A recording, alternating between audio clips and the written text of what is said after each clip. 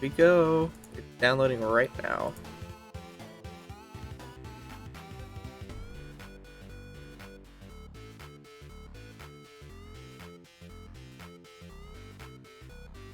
Make sure we got a thing ready here.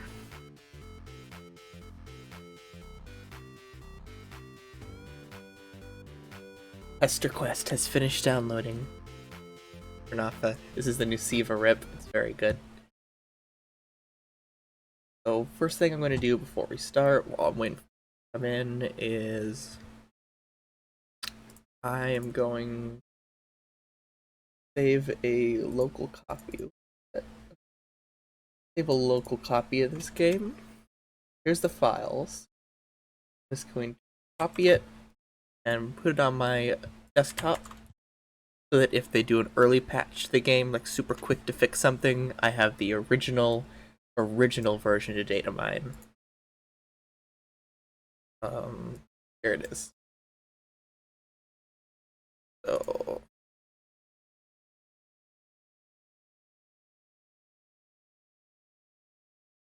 the game.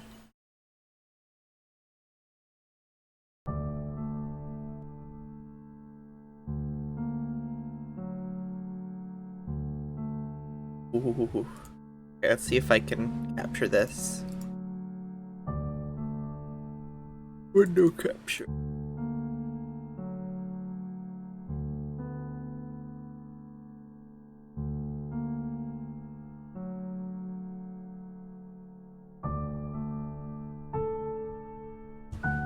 Oh, the leitmotif. Epic leitmotif. That should be alright. Oh dear, I'm moving myself.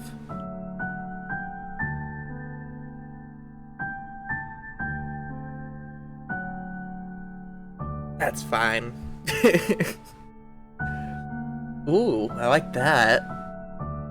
That's the Homestuck font with the drop shadow as, like dynamic text.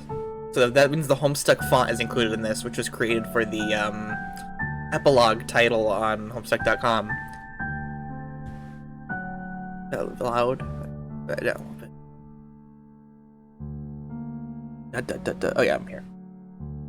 Text speed, autofill. No. Flashing lights enabled. Gum roll. Befriend John, befriend Rose, befriend a cryptid with a what pumpkin logo? Is E-Boy Hussy? Is there really an E-Boy Hussy? Oh god. I'm gonna send a picture of that.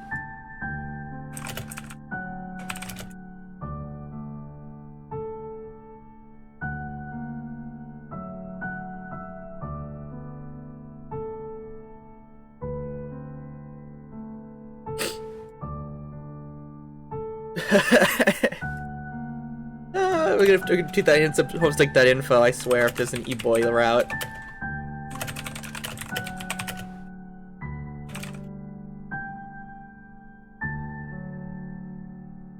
Alright, let's get into this.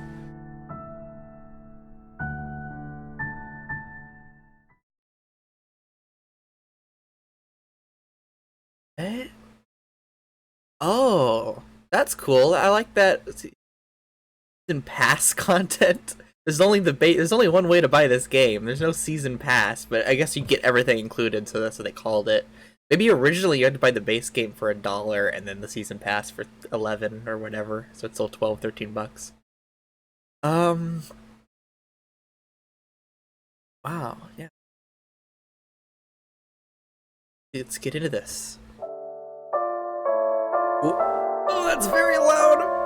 Oh, hold on. Volume mixer. Good music, but it's very loud on my end.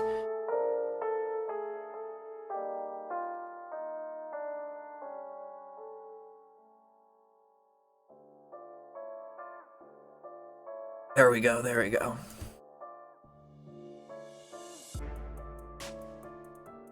Oh, it's very good though. That's just high swap music, I think. You click to the last page of the Homestuck epilogues. You read it. Then you read it again. You scroll down to the next section and find nothing?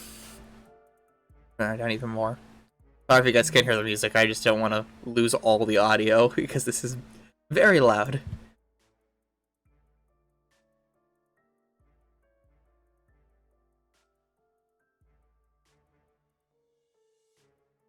Wow. Must be a reader dropping an F-bomb. I didn't expect that. Are you serious? What kind of ending was that? Absolutely nothing got resolved. You stand up so fast, your chair falls over. Jesus Christ, you are steamed. Maybe eventually with further thought you'll come to appreciate the thematic elements. But as of right now, you need to understand. What happened to dead John? What about Rose and Kanaya and their marriage?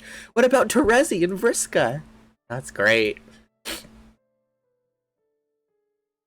God, you have to have some words with someone. Stopping out of the little computer room, you blink a few times, trying to readjust to the dim parlor after staring at the screen for so long.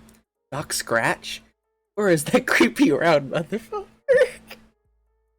You sure got his number now. You gotta find him and force him to tell you the rest of the story. Oh, thank God. You march confidently down the hall into the direction of a sudden ruckus. Turning the corner, you see two figures. One is definitely Doc Scratch. The other is a dark silhouette in a fashionable hat and coat. While you watch, the later begins to hit the former with a cane. We got Slick! Slick's back after— oh god, how long has it been since Spade Slick has appeared in, content? Collide, I think. 3.5 years ago. Know what's happening. You know some lore. You need to get out of here before this place goes up in flames. Survive now. Yell about unsatisfactory narratives later. Yep. That in mind, you leave behind this ridiculous altercation, trampling a pile of notes and photographs underfoot as you make a run for the fenestrated wall. See ya, suckers. So we're going to Hussey's apartment? Is that where the juju is? You sail through feet first and brace for the smell of the overturned earth and the sight of the twin Alternian moons. Man, it's going to be good to see your friends again, especially now that you've been armed with all this canon knowledge. So Amos P. Reader just knows all of Homestuck now. That's great. Although he doesn't know John's name when we show up in a minute, so something's gonna happen. But so we jump through the wall, Fozzer's wall, I think. But what surrounds you is not Fozzer's corpse field, it's a whole lot of nothing. Are you lost between worlds? So it's what happened to Roxy when she went through one side and they got shut off because she got trapped in there with Roxy. Roxy got trapped there with Mina. If you're inside a fenestrated wall when it powers off, you get stuck in the dream bubbles, which is problem sleuth lore. You see a glimmer in the distance, a bright white light swallowing down the surge of panic. Move toward it. The light coalesces into the form of a small symbolic house. Hey, you recognize this house? You wonder if you can just sort of... That's from Gamzee reaching his capture log. Oh, okay. Well, you did that. A barrage of images hits you. Broken, chaotic flashes too fractured to make sense of. You just stuck your hand in the most powerful item into the whole of this narrative and your whole body is not taking it well. Wow, look at those Homestuck panels. I mean, it's just all comic panels, but seeing Homestuck panels and official content. Mina kiss, Jake writing Harley, Dave reading Rose's journal. Look at all those announcements. Bright, sizzling pain hits the nerve center of your brain and radiates out of your extremities. Wow, are you a moron? You aren't a comic character. You aren't meant for this sort of metatextual energy. It hurts, it burns, it unravels you from the inside out, and then everything goes white. Oh!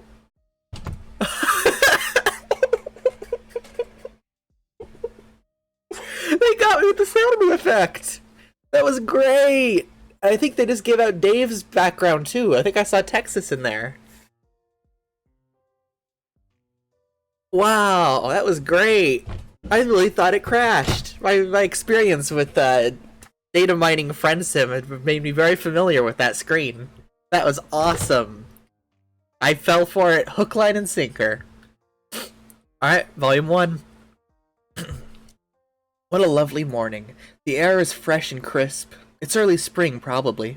You find yourself on the sidewalk in a suburban neighborhood, facing a neat, friendly house. A neat, friendly boy stands at the window on the second floor looking down at you. At least, you hope he's friendly. Man, you would really love to be his friend. Aw, did Reader really get his mind wiped? Aw. At first you think the boy is looking at you, but instead he appears to be looking at the mailbox, which is stuffed so full that the door is half open. Looks like someone crammed a whole box in there. So Dad hasn't come out yet? We're gonna see Dad first? Imagine if you just forgot all of Homestuck. Hopefully, you pull it out along with a couple of coupons and envelopes stamped with a green symbol. You go to give the boy a thumbs up, but he is no longer at the window. Memory prickles the corner of your awareness. You feel like you've maybe done this before? While you're standing there ruminating, a car pulls up. The driver is wearing a hat and a suit, and is probably the owner of this house, and the father of that friendly boy. Alright, is it gonna be a talk sprite when I click? Oh. You're just standing out here with all his mail. He's just gonna think you're trying to rob the place. I want to talk to Dad. Play it cool. Not wanting to behave like a complete buffoon and draw attention to yourself, you just hide all the mail stuff behind your back. There's a bunch of envelopes, though, and the box is bulky, so all of it sort of slithers from your grasp like a bunch of dead snakes. The distinguished man in his flawless suit looks at you from across the yard. You can't see his eyes under the brim of his hat, but you're absolutely sure he is giving you a look of intense fatherly disappointment. That's good. A bolt of shame goes through you. Man, this guy's good. He's not even your dad, and you're just losing it under his disapproval. You expect him to start shouting, calling the cops, or you're so obviously stealing the po-po are here! The po-po! That he just keeps looking at you. Does he know you? Is he someone you should remember? Or is it just the platonic ideal of dadliness that crosses time and space, eternal in all iterations of reality? Slowly, the distinguished man shakes his head. Goes inside. You can't quite put your finger on why, but you know you have been summarily dismissed. Stern fatherly disapproval. There he is. Ah. Where's John's telescope? And now we're back here. Will this now skip the opening? No. Now we're going to hide the evidence. Quickly as you can, you turn around and dump everything in the sewer. Whatever, it was probably all garbage anyway. Who even uses their mailbox these days? You destroyed John's copy of Suburban. Oh no. And the bunny. Quick as you can, you turn around and dump everything in the sewer. Whatever, I've already read that one. The friendly and fatherly figure parks his car, climbs out, and tips his hat to you. Then he walks into the house, not sensing a single thing amiss. The perfect crime. Oh, but here comes the boy out the front door. God, you hope he wasn't coming down for the mail. A residential boy approaches. There he is. Wait a minute, this is not the same boy you saw peeking through the window. It is not a boy at all. It appears to be a mysterious gentleman. You wonder what business this fine, upstanding neighborhood gentleman would have of you. Hey! I saw you standing out here messing with the mailbox. I figured you might be the mailman. Even though you're not wearing a mailman outfit. Oh yeah, that's you. You're definitely the mailman. Your outfit is, it's in the laundry today. You're just wearing your mailman hoodie. See this symbol? It's the symbol of, mail. Nothing stops the mail. That's great. I guess it is true after all that mailmen are completely relentless in their quest to deliver people's mails. You guys are incredible. It sure is me, John. I am a mailman. He's not. Speaking of mail, do you know if I got any today? What? No? What red package? You haven't seen anything like that. No bills, no junk mail, nothing at all. The mailbox is empty when you looked inside. Well, I didn't say anything about a red package. Should I be expecting one? Come to think of it, it is my birthday, so getting a package in the mail would make sense. Well, he threw the Con Air Bunny in the sewer too. And if it's red, that probably means it's from Dave. He loves red because it's cool. Oh man, I wonder what he got me. Nothing. He got you nothing, you say. Isn't he listening? This Dave fella probably forgot his birthday due to being a bad friend, and that's why there's no package, red or otherwise. What? Oh, just kidding, you say. You're sure Dave is a great friend who cares about this kid a lot. His present's just late, and definitely not sinking in the subterranean river shit right now. It's not... What? That's a strange thing to say. Are you sure you don't know more about Dave's present than you're telling me? No, you say. Are we gonna do Ghostbusters 2 with the sewer? Absolutely not. Actually, he should forget what you said about the present being late. He should not be expecting a red present. Not now, or ever. He should trust you, because all mailmen know everything about the mail. Dang, so nothing else? Huh? You said the box was empty? I don't understand. Isn't that how it always is when you deliver mail? I mean, you're the guy who's supposed to put stuff in there. Yes, that's right. You're the mailman, the absolute authority over all mail, which means your word must be accepted without question. When it comes to the mail, ye didn't get any today. You double-checked and everything. Looked thoroughly through your mailbag for anything with this kid's name on it and came up empty. Sorry, dude. You have a mailbag? Where is it? Oh, that old thing. You accidentally dropped it in the sewer before the boy came outside. Oh no, that sucks. All that mail ruined. I can help you fish it out. Oh, you mean that's fine. Thanks for authoring, fine young Samaritan. But, the government will handle this. There's, like, insurance and such for sewer-related postal mishaps. That makes sense, but what if you missed something in there for me, like a game envelope or such? You totally sure you didn't miss something? Yes, you are sure. You triple-checked and didn't see his name on anything. Besides, it's really rank down there, very sewery. All the mail has been befouled beyond any hope of salvaging it. Really, it's best not to even bother peeking inside. We're gonna end up in the sewer like we did with Diamond. It's still Friends in Volume 1. Oh, does he go, huh? Or does he go, sigh? I think he goes, sigh. You're probably right, but... Hey, how do you know my name? What? Oh, god damn it. Huh? Oh, you mean of course you know his name. Mailmen are sort of like Santa Claus. They know the names of all the good little boys on their delivery routes. Wait, that sounded creepy. You really regret facing it like that. It wasn't so complete. It was so completely unnecessary? You just know a lot of stuff as an important government official with lots of bureaucratic lists and such. For instance, the name of this young man is... Why do you always put yourself into corners like this? All you're trying to do is make a new friend. You somehow managed to get your way through the absolute most challenging version of this conversation possible. Okay, you can do this. This young man's name is... Wow, it really could be anything. He might as well have been given a random name this very day, shortly before you arrived, for all you know. You'll just have to go with your gut and feel it out. A new friendship is on the line. His name is...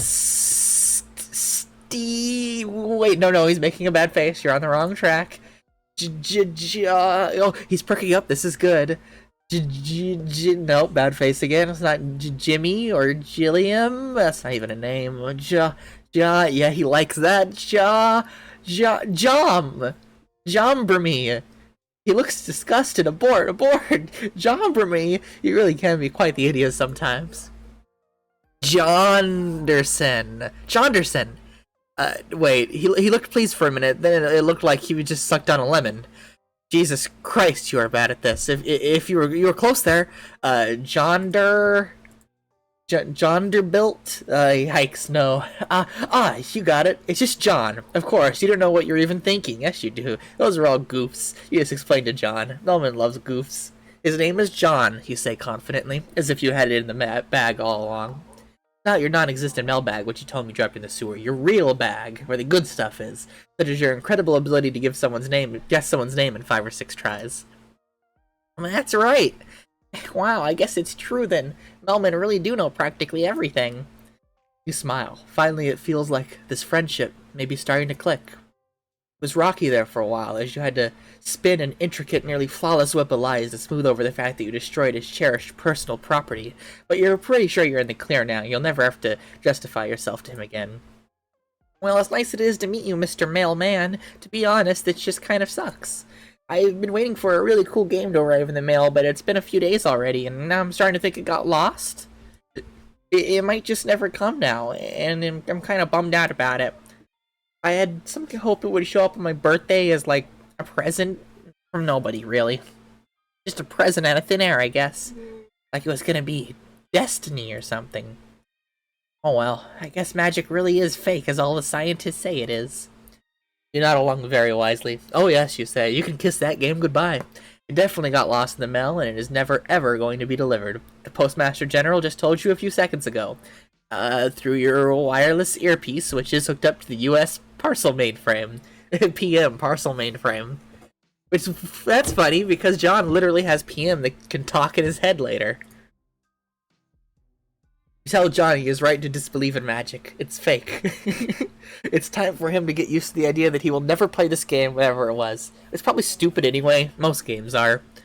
He should try to get used to whatever this kind of life he's going to live from now on in the absence of this dumb video game.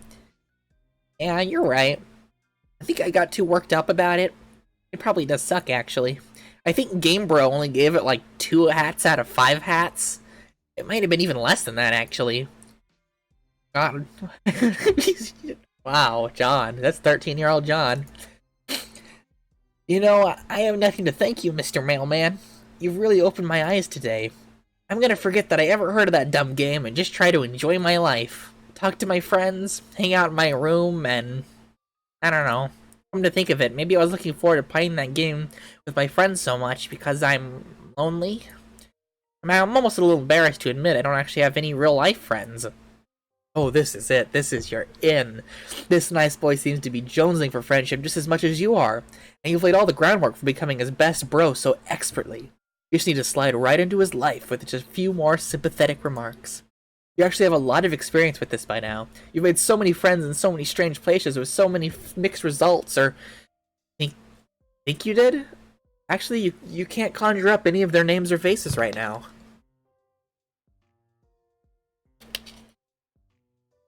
It probably isn't important. Actually, let's never speak of that again. What matters most is that you're here now, making a sweet new pal named John. You casually mentioned that this is the end of your mail route, and you don't have much else going on in your life. Maybe you and he can hang out for a while? He doesn't mind, that is. You want to hang out with me? Like just a mailman and a 13-year-old boy just being buddies? You shrug a little as if you don't care much, but you really, really care. Normally, I would say that sounds a little strange and maybe slightly inappropriate, but what do I know?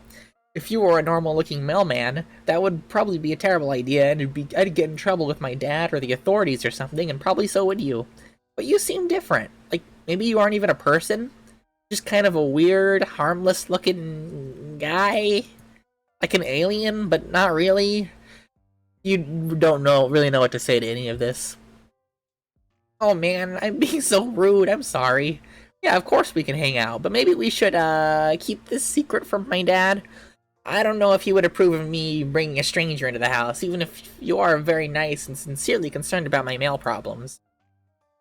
That sounds fine with you. Now that you think about it, you still aren't sure his dad didn't see him dumping all their mail in the sewer. He probably didn't, otherwise he would have had some words with you, surely. But still, it's a risk you shouldn't be taking under these delicate circumstances. There's a friendship on the line. Okay, I'm glad you agree. We haven't seen John's sprite. Okay. I always saw that in the trailer. It sounds like we have a sneaking mission ahead of us. Actually, it sounds like it could be fun. Oh yeah, it does sound fun. Except maybe slightly triggering since you've done a lot of dangerous high-stakes sneaking in the past that you can't quite remember. But still fun. Mostly fun. You can't wait, yeah. So, how should we do this? We could either sneak upstairs to my bedroom while avoiding my dad, or just hang up there for a while. Or if that sounds too risky, we could just stay outside. I've got some sweet playground equipment in the backyard. What will it be? Let's go inside. When we enter the house, an overwhelming odor of... So we didn't zap in. In the trailer, they zap in. And Reader doesn't even know he can zap. When you enter the house, an overwhelming odor of freshly baked cakes hits you like a punch in the face. Wow, there's also a lot of clown stuff in the living room? Aw, no living room image. Clown statues, and you don't have time to take it all in because your buddy... Why can't MSPA reader see the clown stuff written on John's wall? Unless it's predestined that he doesn't play Suburban this timeline, so he didn't get a chuckle voodoo because he doesn't have a dream self. Because your buddy John is grabbing your hand and rushing you upstairs before his baking maniac of a father can emerge from the kitchen and catch you in the act. He slams the bedroom door behind you and breathes a sigh of relief. Sigh of relief? Oh. Whew. Hard to catch a moment of peace around here, what with all this adoring fatherly doting and round-the-clock cake production. I feel like I'm suffocating around here. And it's not just because the thick aroma of Betty Crocker products makes me feel like I'm being gassed in a bakery. You're not sure what to say. You tentatively lift your arm as if you're about to place it on his shoulder, but you hesitate. Is this an abusive domestic situation? You don't know if you have enough information to make that judgment yet, but you are concerned. Just joking around. I mean, this baking stuff is all a bit much. The clown obsession too, but...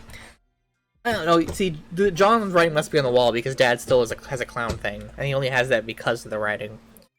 I love my dad, he's great. Sorry, I don't mean to give the wrong impression. That's a relief, you guess, but not that you weren't ready to jump in and be whatever kind of supported friend this boy needs. Suddenly, you notice a bunch of movie posters on the wall. Oh wow, these are all really bad. You won't dare say such a thing to your new friend, though. You immediately begin lavishing praise on all of them, especially that one, which appears to be... Mac and Me? Oh, for God's sake, when it rains it pours, you guess. Nevertheless, you insist it is one of humanity's peak cinematic achievements. Mac and Me? You seriously like it? Personally, I think... I just have it up there because... Well, I don't even know why. Not even I can defend the film. Each his own, I guess. I'm happy to hear you like all the other movies, though. They're all incredible. You have good taste. Except for liking Mac and Me, though. It's complete garbage. Okay, you admit you got a little overzealous there. Maybe dial it down a notch? You really don't have to try so hard. There was a moment of awkward silence. You hadn't really thought this far ahead, and apparently neither has John. There must be something you can both do to advance this friendship. He's starting to look self-conscious now. Poor friendless kid really doesn't know how to entertain anyone in his home, does he? You can see now that your friendship is needed more than ever. You have to step up.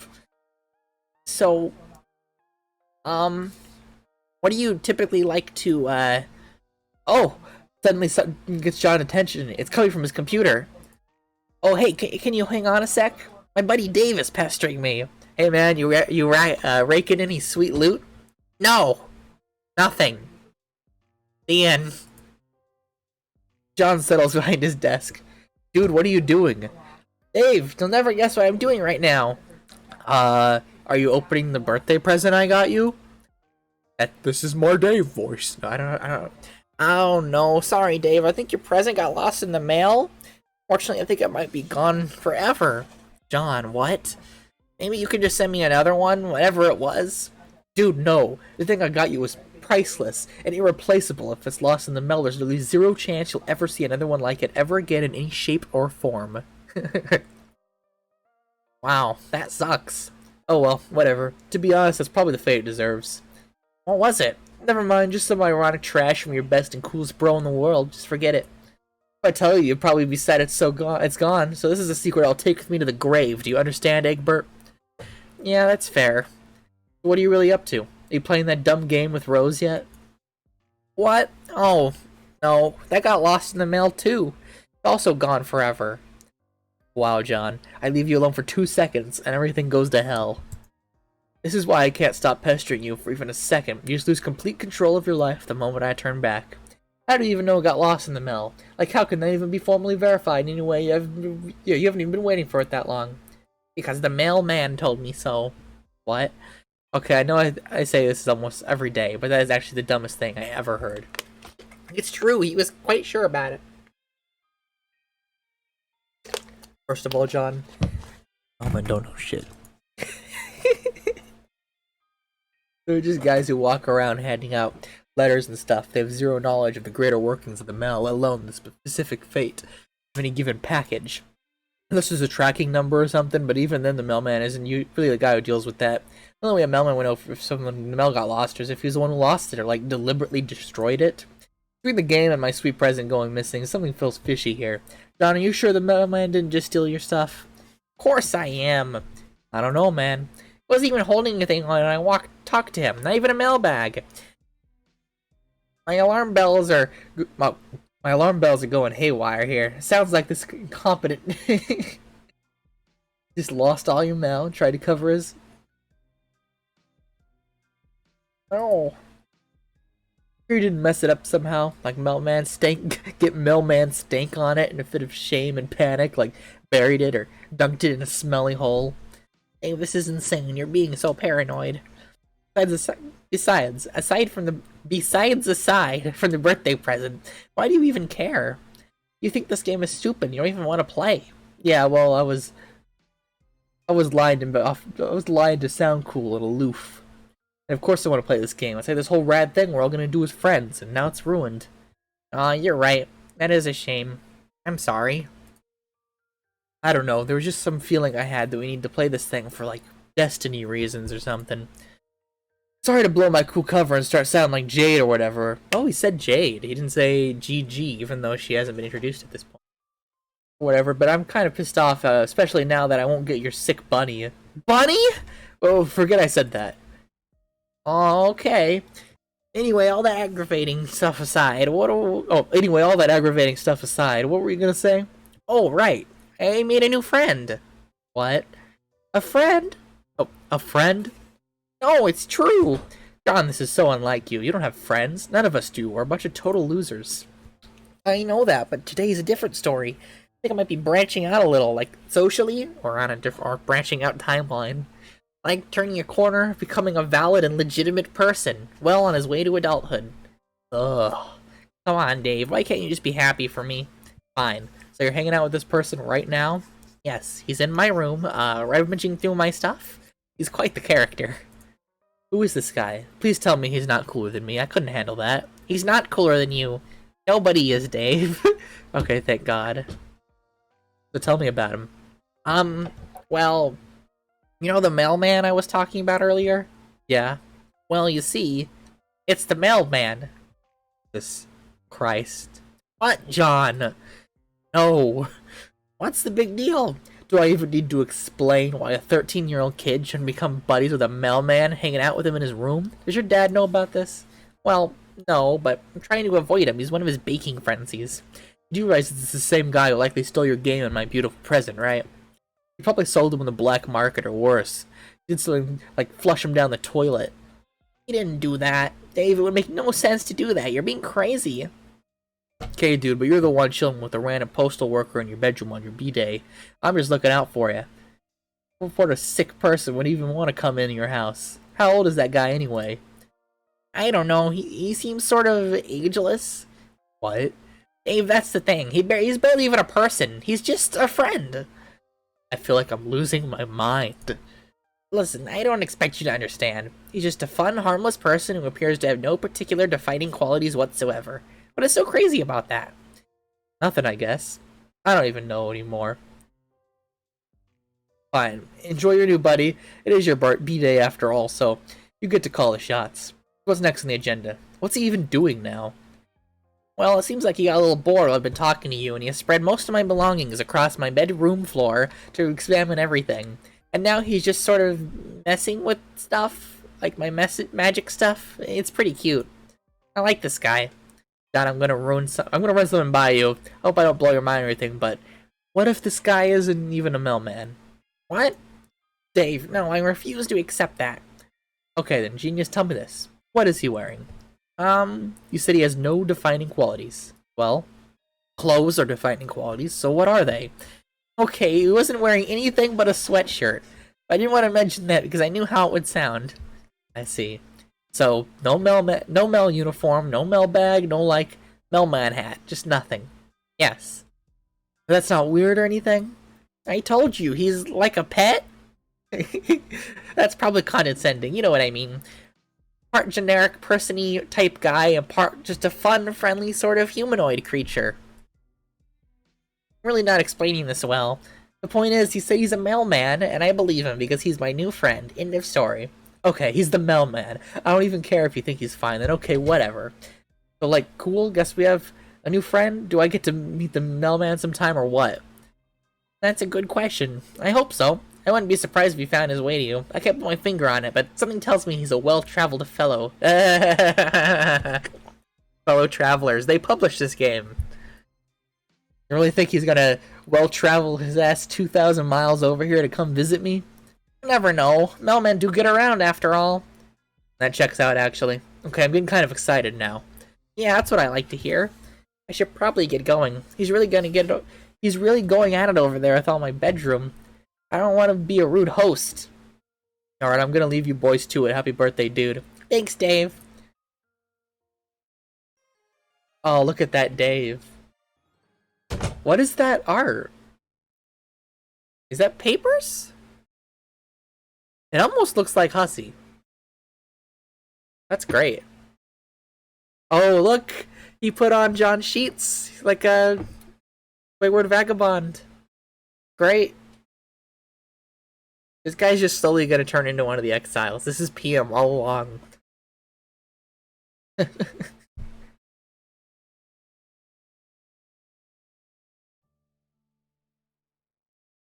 Alright, let's see the other route.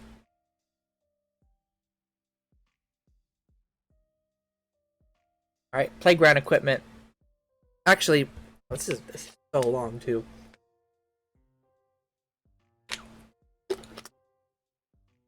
Actually, you tell John.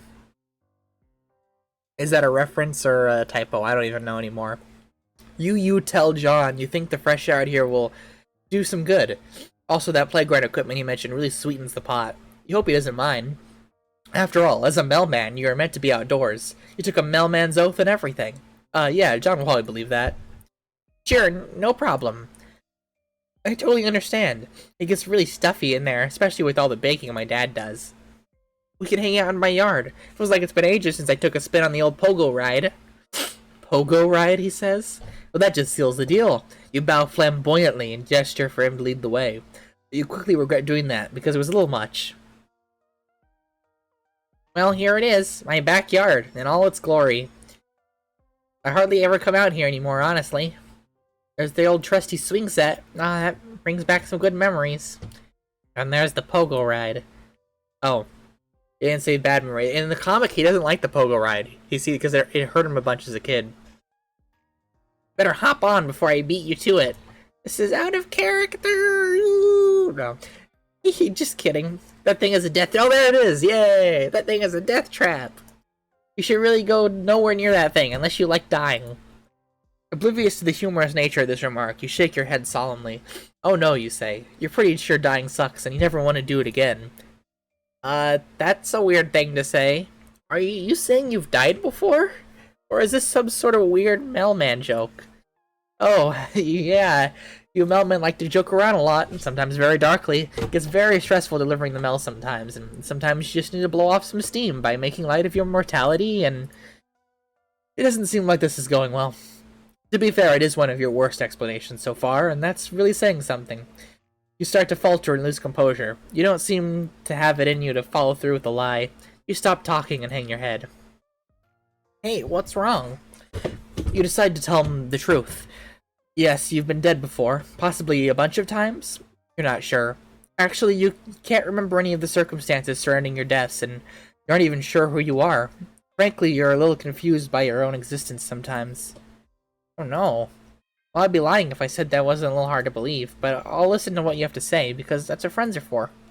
How did that happen? Oh, well, cast your mind back as hard as you can. You really give it a good, hard think. You remember a room, a computer screen, and just this really intense feeling of frustration. A computer screen? I mean, I get very frustrated at your computer screen. I do that every day. Yeah, he gets it. It's written all over his face. This is a boy who feels your pain. He's following you perfectly. I'm not really following. Then you explain how you ended up in the afterlife. Afterlife? You're pretty sure it was the afterlife. Maybe heaven? It was a little too freaky for heaven, but you were alone, and then you found a mysterious artifact on the ground. Found a mysterious artifact in hell? Yes. It was white and flat and laying on the ground, as if it was just waiting for you. Or waiting for someone else, maybe, but you found it first by accident? I find it hard to believe you were destined for any cursed treasure such as this. Perhaps the artifact belonged to Lucifer himself. Lucifer? Wow. Oh, you didn't realize you said the Lucifer thing out loud. Maybe you should consider reeling this in a bit? You're beginning to wonder if you're coming off as a little unhinged here. Except John is clearly transfixed by your story and looking a little concerned. You guys, there's no going back now. You've committed yourself to the truth, as insane as it sounds. So, you saw something weird. It looked like a little house. The obvious thing to do is stick your hand inside the house. So that's what you did. Then you felt funny and teleported out of hell. That's how you ended up here, on Earth. Where, you then became a mailman and decided to have a long and rewarding career of delivering the mail. Then you met John, and now you're basically best friends. The end.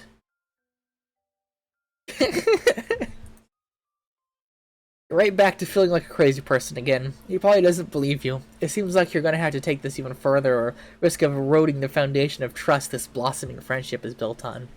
Mention that you're pretty sure the devil's treasure gave you some magic powers. Magic powers? Like what? You're not sure. You can sort of teleport now? Also, you're pretty sure you can time travel? You haven't tested it out much, you admit. Teleportation and time travel, huh? That's a lot.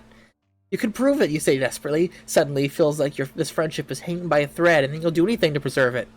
Time to bring out the big guns, the revelation of this boy that, contrary to all known scientific wisdom, magic is far from fake. For instance, you remind him that you almost went up to his bedroom, but decided not to because the trek across the house was too risky. But what if you could just teleport there? Sounds like a handy trick. I'm still guessing this is all like a prank. That's okay, though. I love pranks. Ah, but it's no prank. At least you think. You've actually never tested this power at all. God, you hope you don't end up making a fool of yourself. Everything is writing on this. Hey, what are you? There goes nothing. Zap. Whoa! It worked! Believable. Do you know what this means, Mr. Mailman? You shake your head. It means magic is real! You shrug. You guess it is. You won't admit it, but all you really care about right now is the fact that you saved the friendship. It should be all smooth sailing from here. Well, it's a pretty good thing I met you, because if you didn't show up, I'm pretty sure that nothing anywhere close to being this incredible would have ever happened to me.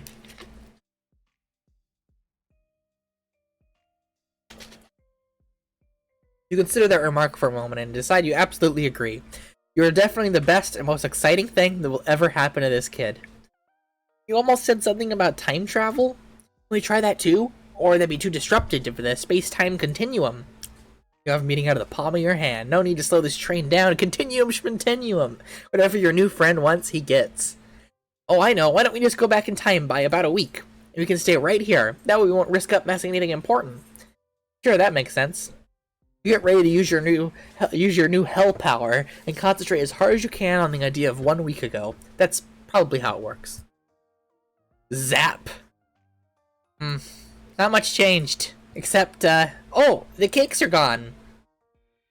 No. Didn't draw an asset for that, I'm sorry. That must mean it isn't my birthday yet, which means it worked. This is 1 week ago. Wow. Oh god. I forgot. Of course there's gonna be a past me in the room a week ago. God, I'm such an idiot. This is gonna mess things up, isn't it? What the hell is going on here? Whatever it is, it seems really stupid. You're right, John. It is stupid. Sorry, I wasn't using my head. Oh no, they're gonna kiss. Don't worry. Oh, don't worry. We'll get you out of your hair. Hey, quick! Let's zap out of the yard so we mess up space-time as little as possible. Whew. Well, that was dumb. Maybe let's try to avoid abusing your time travel powers from now on. It could really lead to a lot of messy stuff. You wholeheartedly agree. All you want to do is make friends, not clown around the space-time. Meanwhile, I guess we're still a week in the past, but now you're just standing in my yard doing nothing? This seems pointless. You should probably head back to the present. You nod. It was an interesting experiment, and it brought you to a lot of credibility, but it's time to... Wait a minute. Something is wrong. There's a slight buzzing in the air. You can feel it. What's the matter? You tell him you think someone's coming. Quick, you have to hide. Who was here a week ago? Carl. Who was here a week ago? The dad again? You and John dash into the neighbor's yard. Ooh, the David Brenner. You peek into the backyard to see what's happening. So suddenly you see it. The energy you were feeling was a whole group of teenagers randomly teleporting into John's backyard. Oh! It's the epilogue!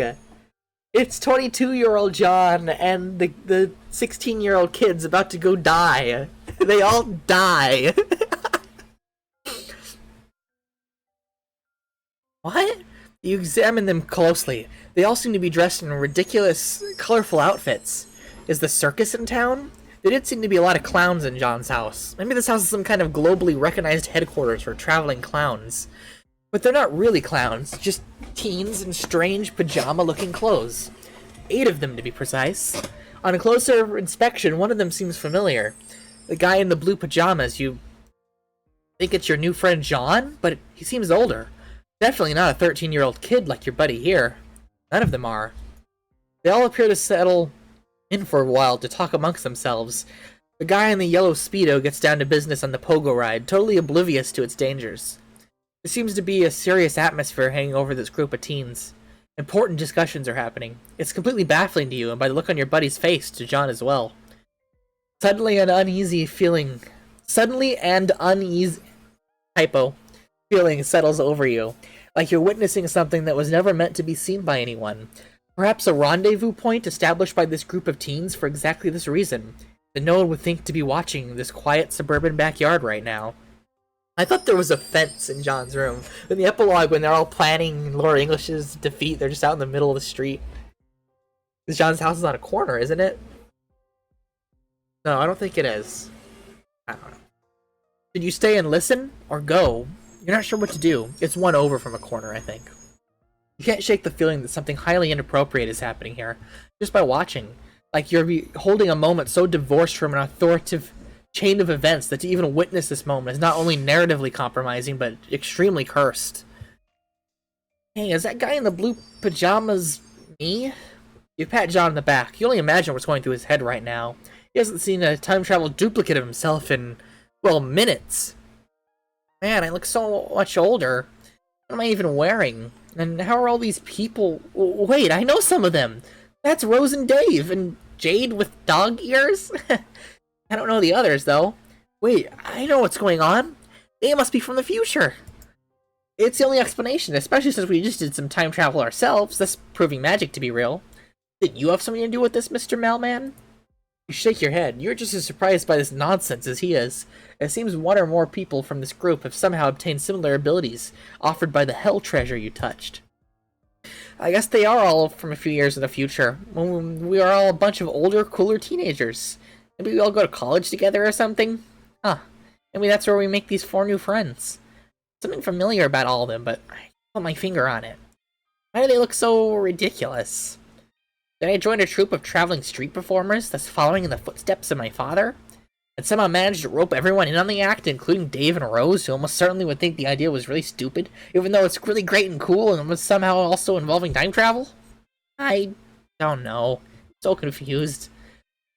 What are they even doing? What are they even doing here? Did this really happen just outside my house a week ago without me knowing about it at all? What else have I been missing? How much more is there to know about the future adventures of me and my friends, which has been taking place in secret like this? I wonder if there's a lot more to my life than I ever could have imagined. Actually, I should probably be thanking you. If you hadn't told me my game got lost in the mail, I probably would have gotten too hung up on it. That might have totally altered the trajectory of my life. And I wouldn't get to go on whatever amazing sweet adventures happen in the future. It would lead me to a bunch of silly pajamas and apparently speak with a great authority in front of a group of very cool teens. You bow your head contemplatively, as if to say you're welcome. You're welcome for your entire life, and every cool thing that ever happens to you from now on. After some time passes, the group of teens seem to finish up whatever business they had in his yard and disappear into thin air. Guess that's the end of whatever that was. Since there isn't much point to staying here a week in the past, you decide to return John to the present moment. Ah, well, that was interesting. We were a little too far to hear what they were saying. I think I kept overhearing the word English? I wonder if some of these kids speak a foreign language. Was I teaching them English? Oh, this sure is some terrible speculation. It makes no sense at all. Guess the only thing to do is to wait until I become that John, and then find out for myself. Sounds exciting, but also a little overwhelming. I'm gonna need to think about this. You watch as John spaces out for a solid minute, thinking about his absurd future. You glance toward that swing set, wondering if the fun times John had planned for you are going to continue to recede further into the distance as he comes to grips with his mysterious destiny. You cough a little to snap him out of his stupor. Oh, I'm sorry, Mr. Mailman. I know I said we could do something fun, but now I think I'm kind of in an existential mood. I should take a walk and think about what just happened today. I feel weird. It's nothing personal, and I just need some space. See you. Vague existential crisis.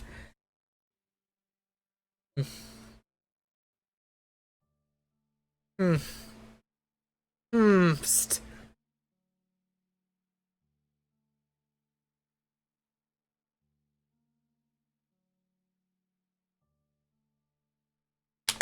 Very weird.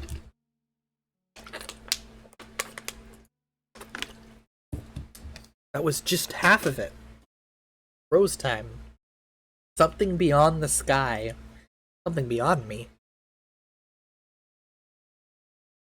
On the advice of your new friend John, you go to visit one of his close comrades. Close only figuratively speaking, since it seems she lives all the way on the other side of the country. That's no problem for you, though, since your new powers let you hop anywhere, anytime, even to places that don't exist.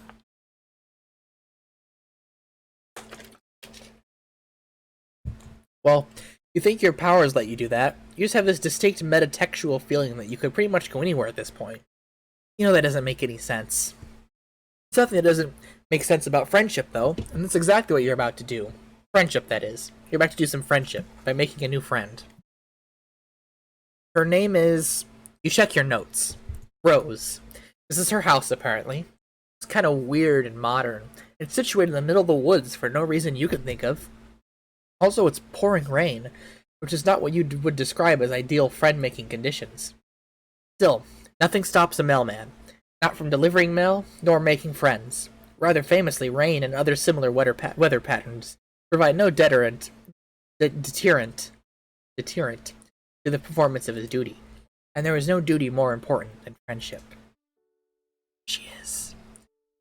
Suddenly, a woodland girl approaches. Who goes there? Oh, it's your new friend Rose, obviously. There's really no one else this could be. You introduce yourself. You are the cool mailman who John told her to expect a visit from soon. What is that music? I think that must be unused Homestuck music. Some old, something Rose, maybe. Not her Colors in Mayhem, I don't think. Might just be like a weird Act 4-5, Volume 4-5 song. I'm not good with music. You would doff your mail hat to signal a friendly greeting, except recently you accidentally dropped it into the sewer.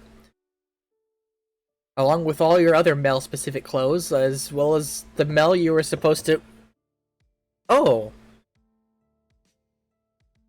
That sounds like the Epilogue, some Epilogue music. Is this new?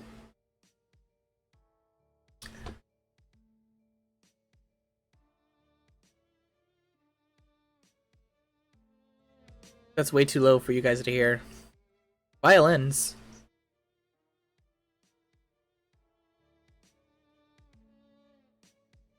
There we go. As well as the mail you were supposed to deliver, as you explained to her gratuitously in an unconvincing manner. It's not a great start, you admit, but you've done much worse. You are not a mailman. Yikes. You're busted almost immediately. You briefly consider whether you should double down the lie and try to say something mailman-like, or whether the right call is to come clean, since she is clearly too smart for this amateur stuff. But it's taking a few seconds too long for you to decide, which looks guilty as hell. That's it. The jig is up. You slouch in defeat. You ask her if she would please consider not telling John. Your heart couldn't take it if you found out your entire friendship was based on a lie. You want me to keep a secret from one of my best friends, to protect the feelings of a random buffoon who I've never met, and arbitrarily showed up to my house in the remote wilderness like a creep. Yes. Yes, that's what you want. It's an interesting proposition, if for no other reason than its audacity. I admire your resolve in the face of humiliation. This doesn't mean we're friends, though. Oof, rough. Well, that's fine. You're hopeful. Your mind is fuzzy. You think you remember this. You're good at this. You're excellent at making people like you through underhanded means. You're excellent at making people like you through underhanded means. Oh, you're excellent at making people like you through underhanded means. You can't wait to take advantage of this 13-year-old's goodwill. Okay, wow, not like that. Let's not be weird. In fact, let that be the last creepy thought you have for comical purposes. S-grade jokes only. Let's all get our brains out of the gutter. Rose raises a thin brow. There's something unsettling about her deep violet eyes. You're pretty sure most humans don't have eyes like that, but what do you know? You're a stranger around these parts. Wait, aren't you a human too? Whatever, it's not a big deal. Not when there are friends to be made. Or something. Do you want to come inside? Unless I'm interrupting your internal monologue, of course. Far be it from me to ever cut short any sort of navel-gazing sidebar. It's just ever so slightly wet out here. You would absolutely love that. If it's not too much trouble, of course. You wouldn't want to put Rose out. You're lying, though. You are 100% fine with being absolutely infuriatingly obnoxious if it means making a friend. Rose purses her lips, considering. Your predilections towards mailman mimicry weren't all that John told me about. Oh. He also said that you had certain powers? Powers of teleportation and time travel. I told him that he must be mistaken, since it's a well-known, accepted fact that magic, although a popular and highly engaging subject of fiction, is fake as hell. Oh, your zappy powers? No, those are totally real and not fake. Real in a different way than you being a mailman is real, since that is actually made up. Is that so? Prove it. Oops. You shrug. Easy enough. You hold out a hand, and after a moment of hesitation, Rose puts her fingers up to yours. Her nails are long and sharp and painted a glossy black. Rose has painted nails. I think that's a new thing. She closes her eyes and her umbrella droops. Should I picture my room or something similar? I'm not quite sure how this is supposed to work. She still thinks you're messing with her. You tell her that you guess she could do that if she wants. Zap. You zap the two of you inside the big modern house, and when you open your eyes, you find yourself in a large, messy bedroom. Oh. She drops her umbrella. You really did that. Rose stands in the center of a room in full rain gear. Her boots track muddy prints into the thick white carpet. Surprise! You really are magic. Rose puts a small hand against her perfectly painted black lips. She seems momentarily lost for words, and you get the feeling that it's not a thing that happens very often. Her eyes are wide and deeply purple. They're sparkling, you might even say. Hold on. I'll be right back. Stay here. Don't go out into the hall. It's not safe. You tell Rose to take her time. You're happy to just stand here dripping on her nice clean floor. She leaves the room and you take the opportunity to examine your surroundings a little more closely. The bed is unmade, books are strewn over the floor carelessly, and a collection of half-drunk cups of coffee crowd the desk. Half-finished knitting projects lie in soft piles all over the room. In fact, there's a lot of evidence that this room is often occupied by someone with a lot of interests, who has trouble settling down and putting her attention to one thing at a time. Man, you were late. Not with interests, but with friends. Can't imagine settling for just one. What is, this poster here? Because that looks a lot like the Hive Swap cultists. That looks like, King, Fashionista, and I forgot the other two. Yeah. I think it's X-Files. I don't know. Rose has a number of posters on her walls, although nowhere near as many as your friend John. A calendar hangs beside the window, days ticked off with little red X's that they drew little lines. All the way up to 413, which is circled. You step closer to read the year, to read the year date up in the corner. 2009. But what the hell do you care about the date? You can make friends any day of the damn week, rain or shine, night or day. Rose is taking a while out there. She'd tell you that it wasn't safe out in the hall. Maybe she hadn't just been quipping. Maybe she's actually in trouble. What should you do? Go look for her. You're too anxious to sit still, and you aren't the sort of person who just sits there and waits for friend opportunities to fall into their lap. Better to run headlong into danger, or as much danger as a minimalist upper-middle-class house in the middle of the woods can offer. Rose had told you that it isn't safe. Ooh. Rose gets a hallway shot. How come John didn't get a hallway shot? Creep out into the hallway where a bunch of things happen more or less simultaneously. A deluge of quick-time events that you had no idea were coming. Lightning flashes in a perfect jagged line across the tall window at the end of the hall, followed immediately by a crash of thunder so loud you think the house might be falling down. Abruptly, all the lights go out. Another flash of lightning, and a vertiginous moment you see a long, thin figure superimposed against the window. You freak out, jumping about a foot in the air and yowling like a cat. A small hand lands on your shoulder and you jump again. Calm down. It's just me. Oh wow, look at Rose in her classic outfit. Oh, that's nostalgic. Rose speaks in a normal tone of voice, and they should have made the eyes on her squiddle scribbled, because that's what it is. Or she scratched it out like with a coin. Rose speaks in a normal tone of voice, and it's jarring. The house is echoey and cavernous, and there's just something about a dark house on a stormy evening that makes you want to whisper. I told you to stay put for a reason. It's too early for my mother to be sauced enough to notice enough random strangers around her house, and I don't want you to go through the tedious process of explaining who you are. You have a perfectly understandable reason, I think I lost a voice, for why you left, and that reason is that you were lonely. Rose snorts. Cold? You mean you were cold? Well, you are soaking wet. Follow me. She grabs you by the wrist and tows you down the hall. You wonder if you should warn her about the strange wraith-like creature you saw by the window, but you don't want to freak her out. Although, her mom might be at risk too. Whatever, moms are tough. She'll be fine. This probably isn't the first time she's gone toe-to-toe with a weird Slender Man. This house looks haunted. Slender Man. That's great, because Slender Man, the Arrival, the game, was made by Mark Hadley, who might have done this song. I don't know. I'm terrible with music. But it has Sidewalk's Captor in the credits. Wow, Rose gets a lot of backgrounds. Rose brings you, maybe Volume 0, the prologue, counted as part of John's, because it was in John's clickable picture. Rose brings you to a dark laundry room, then motions you to take off your hoodie, which you do gladly because it is soaking wet. That's interesting. The design on the front. Does it mean anything? Oh yeah, it's kind of cool. A blue line with a zigzag on one end like lightning. Looking at it makes you feel unsettled.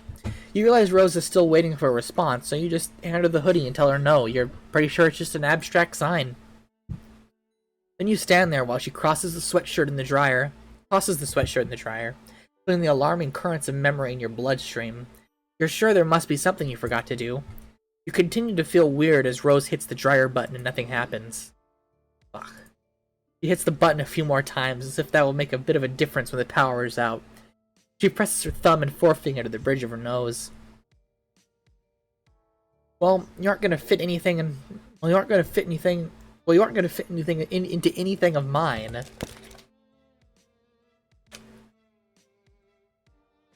Is MSPA Reader gonna get one of Roxy's dresses? Man, this house is unreasonably huge. You ask Rose if a lot of people live here. No, it's just me, my mother, and a horde of liquids not soluble in water. Here, try not to drip on the carpet. You aren't sure how you're supposed to manage that, but okay. This room is large and dark. When Rose parts the curtains, a flash of lightning illuminates a four-poster bed, a long counter, and a shelf covered to the foot in bottles.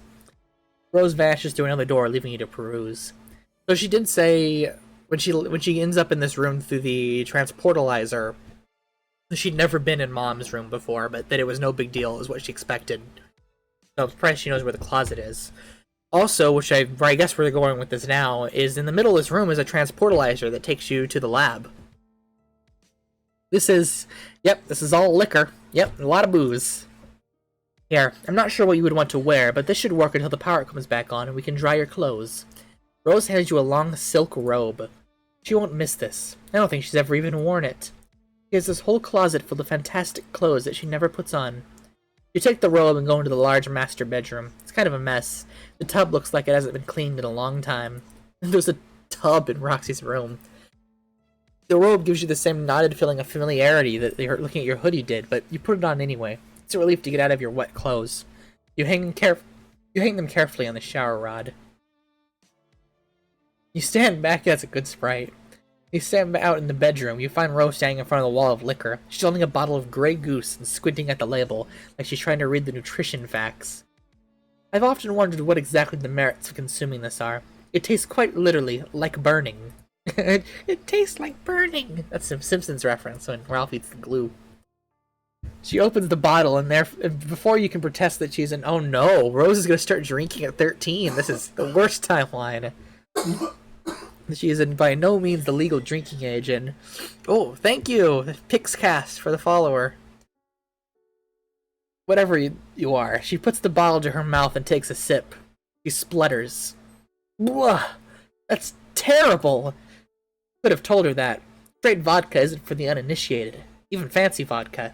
You take the bottle from her. She hesitates for a moment, then lets go. You set it back on the shelf. This really is, quite an impressive liquor cabinet. Liquor wall. Liquor room. Her mom must have a really refined palate. Don't strain yourself. You can say it. What's the point of mincing words? Is it alcoholic? Wow, this is intense. You're not sure if you're prepared for something this heavy. You were kind of, counting on some silly shenanigans, maybe a couple of funny jokes. You're not cut out for this.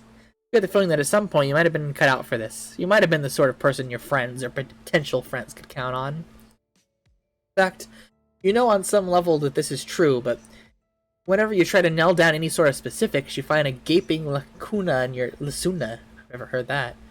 Your experiences, I guess whole. It's all just white noise. Is that a Fast Arrow reference? Rose's shoulders slump as she stands surveying her mother's bottles. She doesn't even have the tendency to hide her distasteful habits. Who needs an entire wall of liquor bottles? She doesn't have people over. She doesn't have any friends. This is all just for me. Just more passive-aggressive act of femme fatale 1950s housewife with a death wish. Just like the wizards. Wizards? Don't worry about it. You know how long it's been since I've had a home-cooked meal? And I'm not saying that I require or even deserve a lovingly crafted culinary masterpiece every time I sit down to eat. That's going a bit far. I know John complains about being plagued by fatherly concern every chance he gets. He's overwhelmed by pastries whenever he ventures from his room. I'm glad my mother doesn't poke her considerable nose into my private affairs. But I'm sick of eating oatmeal. Rose, I told you, don't worry about it. But you will worry about it. You worry about all your friends, all 2 of them. Rose smiles with half her mouth. This will be all she can manage. Lightning crashes. She looks so small and sad against this wall of bottles. You know how to fix this. Thunder rolls and you clench your fist. A friendship clench. You don't know who you are, you don't know why you're here, but you do know that surely you have these powers for a reason. And what better reason than helping a poor young girl with her troubled home life? Rolling up your floppy sleeves, you get to work. What are you doing? You start with the dark liquors first, and your experience is that those cause worse hangovers and are more likely to contribute to the absence of hot motherly meals and overconsumption of oatmeal. Grab 2 bottles of rum and 1 of bourbon you tuck in your armpit. Then you zap into the woods into a clearing. Then you zap out of the house into a clearing in the nearby woods a couple of hours ago before it started raining. You drop the bottles and go back for more. Are you just stealing all of my mother's liquor? Is this your solution to her alcoholism? Don't worry, Rose. Can thank you later. A little Half-Life-ish. Teleporting. You go for the tequila next, then the vodka. Then you get sick of this organized approach and just start grabbing whatever you can and dumping it in the past. This is just gonna double them. Oh, look at it. Rose watches. She's had a flip phone. Rose watches you do this for a while. Then she hops up on the counter, crosses her legs, and starts texting. Why does she have a flip phone? The whole plot of Act 1 was that she had run out of power for a laptop, and the only way to talk to John was to get to the observatory. Well, I guess at this point they don't have Pester Chum as an app on a phone. They don't swap each other's phone numbers? John had serious business at that point. Can a PDA not call? I guess none of the others have phones. Who is she texting? Wow, she's really so intent on her conversation that she's even noticing your domestic situation. Fixing your domestic situation. She gives you a little fleeting looks, and you're pretty sure she must be talking about you. You should just let her talk. At this point, canon no longer matters, yeah. It isn't right to try to invade your friend's privacy. You attempt to resist the temptation, which you fell at immediately. Not even an overused meme can save you. Wait, what meme was it? Invading privacy is a meme? You zap her onto the counter where you can... You zap behind her onto the counter where you can spy on her private correspondence. So this is the sprite that is standing on a counter behind her. I do think about these art choices sometimes. I guess it makes sense. They should have had the reader slide in again. It's Jade. Jade has a cell phone? Okay, fine. Why not? What's a Jade voice? I guess it's just Girl John. Which is just John. I don't know anything about them, I'm sorry. Let's hope John and Jade never have a scene together. It's the same voice. A sigh. And here was me trying to take advantage of your uncanny ability to make guesses verging on prognostication. I'm recently considering a revaluation on magic. You don't know who this person is. Maybe you should just... You go back in time a couple minutes to when Rose started the conversation. Your past self is busily zapping back and forth carrying liquor bottles. You hunker down so you don't see yourself and cause a paradox or whatever.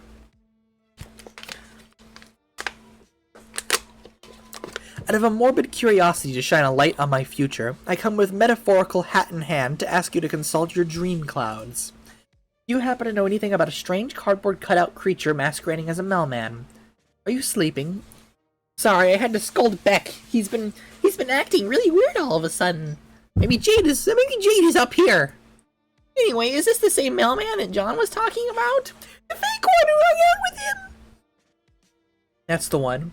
They are currently emptying my mother's liquor cabinet in an attempt to prevent her from overindulging herself. Oh, are they drinking it? No, I think they're just dropping it into the woods with their magic powers. Oh.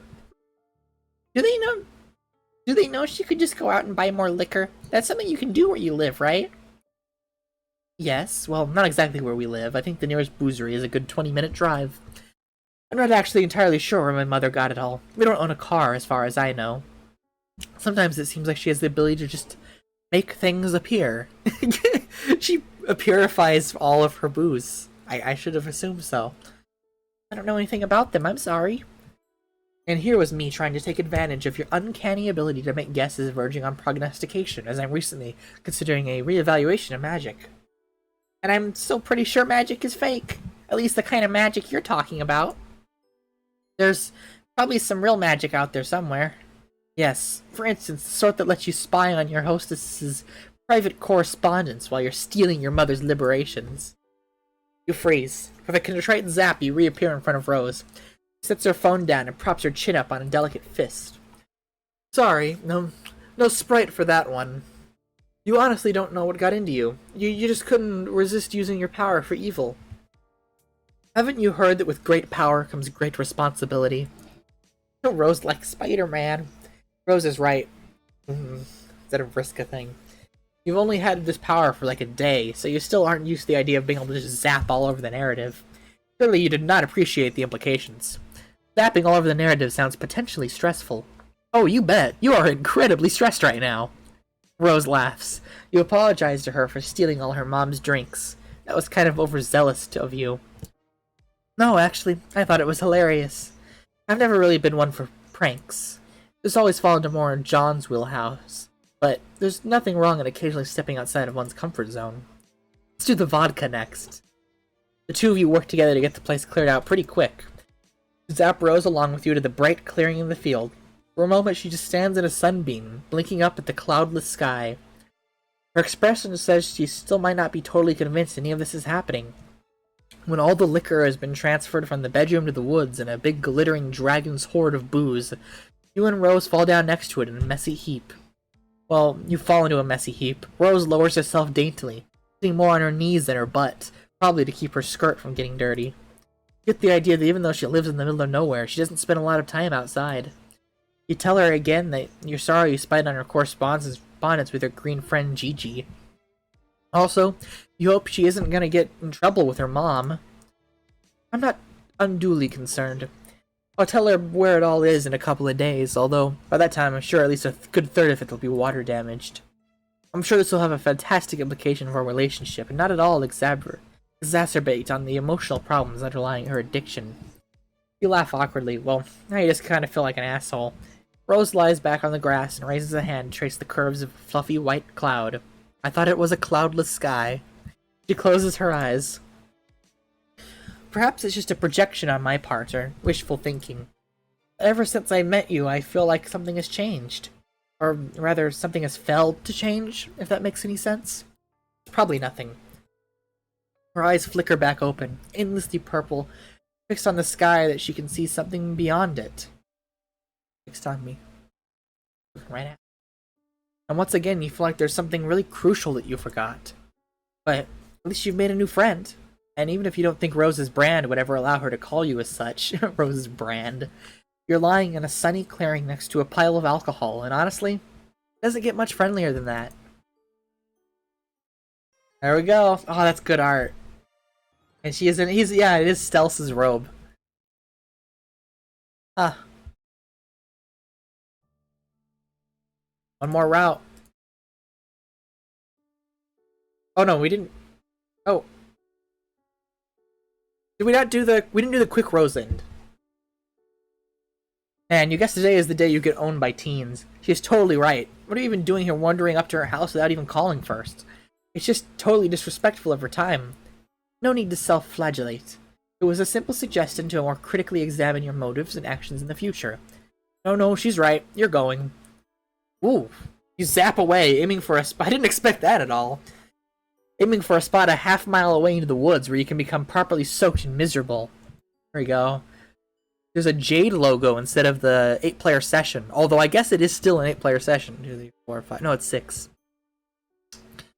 Yeah, this is great. Where's Roxy's room? But instead of trees, you find yourself standing in front of a bank of computers. Oh, you misfired.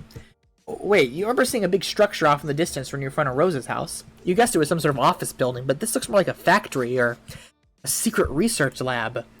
The computers show coordinates on a screen that don't mean anything to you. A countdown clock is frozen on 413. All this has the trappings of a tableau someone set up for you to see. Turning away from the screens, you wander down a long line of gleaming science fiction equipment. It reminds you of pictures of old computers from the 1950s. The ones that took up entire rooms.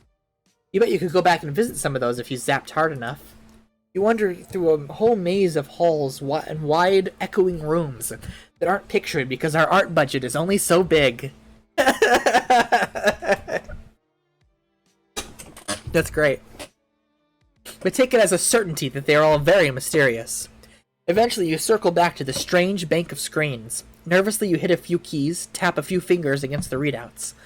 Nothing, it's all locked down. You think that if you could only get these screens to unlock, you could unravel the secrets to life, the universe, and everything. 42. Or maybe it's your memories you're trying to unlock. Maybe you'll understand the seething waters of this endless ocean of time and space intertwining in the... Meow. Meow. Meow. Meow. Roxy gets a Sprite. Yay! Turn around expecting a cat. What you do get is a cat. A very adorable kitten, tiny and soft, with far more eyes than a cat should have. Aww. But the cat isn't the only thing here. Whoa! How come Dad didn't get one of these? Look at that! Wow. A woman in a sleek white lab coat and sensible heels holds the cat, pinning you to the spot with her gaze. Or at least you assume she is. Her hair is in front of her eyes and the light is behind her, so all you can see of her face are her parted lips. So she has a nose and her eyes are being covered. That's why she looks like that. Also because it's a metaphor that Rose only sees her for her drinking habit. Sorry, ma'am, you absolutely didn't mean to trespass in her secret science lab, and you actually aren't even lying. You really did just mess up this time. Look at the cat! There's a cat spray! You teeny! The lady puts the cat down slowly, where it rolls on its... or Friglish, I guess. Where it rolls on its back and bats a paw playfully in the air. Aw, cats are great. Even mutant cats. Maybe especially mutant cats? This little guy, you should name him. You think you'll name... Oh, this is the cryptid, it's not Hussy. I thought you was your boy Hussy. Cryptid McWhiskers. Yeah, Cryptid McWhiskers is a great name. In fact, you can't imagine ever naming this cat anything else. You hold out a hand to Cryptid McWhiskers and wiggle your fingers. It rolls back onto its feet and saunters over to you. It is as soft and fluffy as it looks, and its 4 eyes blink up at you with utter trust. At least this kitty will be your friend. The ominous clack of heels on cement reminds you that you and Cryptid McWhiskers are not alone. While you were busy with the kitty cat, the very intimidating and well-coiffed lady has walked over to the bank of the screens. She presses a button, and it must have some sort of fingerprint recognition or retinal scanning. Maybe she's just better at things than you are, because it works for her. On the floor a few feet from you is a round gray protrusion, a platform on the floor. You saw it earlier, but you had no idea what it was for, so you just ignored it. We don't understand, it can't hurt you, right? You think that's probably right. The intimidating lady presses a button on the screen, mouth turning up at the corners. Oh! It's a pumpkin! Like a real pumpkin! A flash and a pop, like the pressure in the room changes. You feel it in your eardrums. A pumpkin appears on the round gray platform. You aren't really sure what she's trying to say here. Maybe making a pumpkin appear out of thin air is impressive, but it probably would have been more so if you hadn't been popping in and out of existence all day. It's gonna take more than a pumpkin to impress you. Pumpkin? What pumpkin? I don't know her Roxy voice. I'm Roxy Lalonde. I purify pumpkins and feed the homeless. You got a problem with that? Take it up with the chief of police. Oh, a tiger! A real tiger. The lady shakes her head into their button. The pumpkin vanishes and in its place is a tiger. Yes, you heard that right, a whole tiger. Orange and black, big teeth, and big paws. For a second, the two of you just look at each other. Honestly, the tiger might be more shocked than you are. Kinda sucks to think about. One second you're just chilling on the savannah, mauling antelopes and drinking at the watering hole. And the next you're in a secret lab in upstate New York. Upstate New York. Staring down at a very unappetizing looking protagonist. Apparently you're appetizing enough for it to want to get a taste, though, because it looks from the cryptid whiskers and back again. Then it charges. Try to book it out of there. The lady in the lab looms up in front of you. She's saying something. You strain to hear her. The tiger is right behind you. The lady or the tiger? We're gonna got tiger. At the last moment, you remember you have magical powers and you choose a third option, teleporting out of there. Oh no, not again. You just zapped into yet another unknown building. Although from the view of the window, you'd think you might be in Rose's house. Also, the fact that Rose turns the corner in the hallway and stops short, still in her rain gear. Her eyes are very wide. You wave awkwardly. That snaps her out of it. She stands up straight, sliding easily from shock to superiority. So you thought you'd just let yourself in? After wasting my time mumbling about the mail, a gaudy display of manipulative self-recrimination, and then popping out of existence to leave me asking myself if I'd finally lost my mind. You hadn't meant to do that. Especially not the last part. She isn't losing her mind, unless both of you losing your minds together. Rose looks you over. Finally, she seems to decide that you are for real. Your predilections towards mailman mimicry weren't all that John told me about. Oh, that's the same text. I need to get a fresh water, because this is much longer than John's around.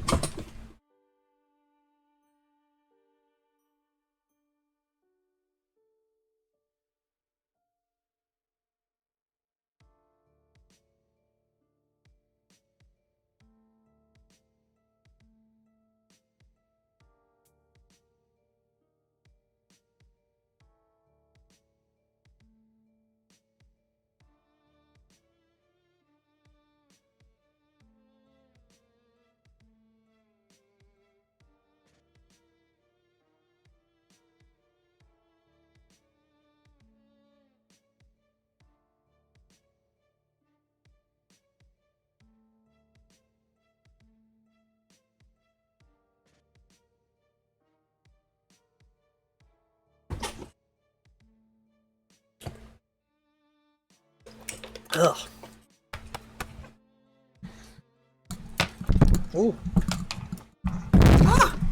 Dropping my microphone. Tangled mess here. Yeah. Dad, I hope Dad gets a Sprite in Jane's route. Well, I doubt Jane's route will just be on introduction area. Although it might be, because it might mirror John's. Your predilections towards... Oh yeah, I said that. He also said you had certain... We've read this. You read this. You read this. Luck is also fake as hell. You say you can do magic. Prove it. But she just saw you vanish out in her front yard. Like I said, I could be losing my mind. She could be losing it right now at this very minute, but you see no point in arguing. You hold out a hand, and after a moment of hesitation, Rose puts her fingers in yours. Her nails are long and sharp and painted a glossy black. She closes her eyes, and her umbrella droops. Should I picture my room? As this is going to be exactly the same. Yeah. Let's skip ahead of the text. So instead of it doesn't have an instant loss. It has a mom route instead. There's only 2 endings for Rose's route. This just wraps back in on itself. We're gonna stay put in Rose's room now, which is somehow the bad ending. Your patience pays off almost at once. I thought this route would be the lab, but I don't know where this is going now. Rose is back and looking significantly more put together. Also, she's brought you a towel. You brought me a towel. I hope you're all ready for the aqueous route. It's ASMR inducing. You will be ready to take in my massive muscles and fetch me a towel. Here, I'm not overly attached to anything here. It's mostly just childish nonsense I haven't bothered to rid myself of. But I'd appreciate it if you tried not to drip on any of the notebooks. She has changed out of her raincoat and boots, and she's dressed in a neat black skirt and white skirt with purple blob thing with tentacles. What is it these days with these kids in their blob shirts?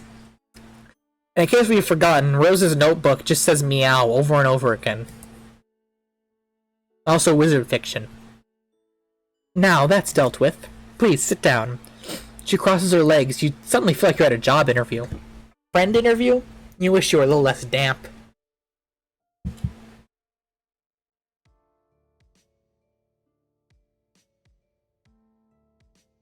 Actually, let's switch places. The house switch places. You're still pretty wet. You don't want to get her bedspread messed up. Don't worry about it. That's what the washing machines are for. Now let's talk about magic. Which up until now, I've always taken for granted as being something confined to storybooks. Rose takes a wistful look toward her bedroom window, grayed over and blurred with raindrops. You get the feeling that she's doing it for effect. Maybe that's why she wanted you to switch places with her. And then comes you. Not a mailman with a penchant for showing up and attempting to make friends with unwitting children. Well, there, she's got you there. But honestly, she might be a child, but she doesn't really seem to be unwitting. Or on the contrary, she seems quite witty. I'm glad you noticed. She folds her hands and clears her throat. You think that if she had any notes, she would be shuffling them. And so the question remains. Are you a good witch or a bad witch? That's this is what the reference, Wizard of Oz. Wizard of Oz. Or are you a wizard? We've already established you're not a public servant. Is there a difference between a witch and a wizard? Of course there is, but exactly how specific the difference can vary.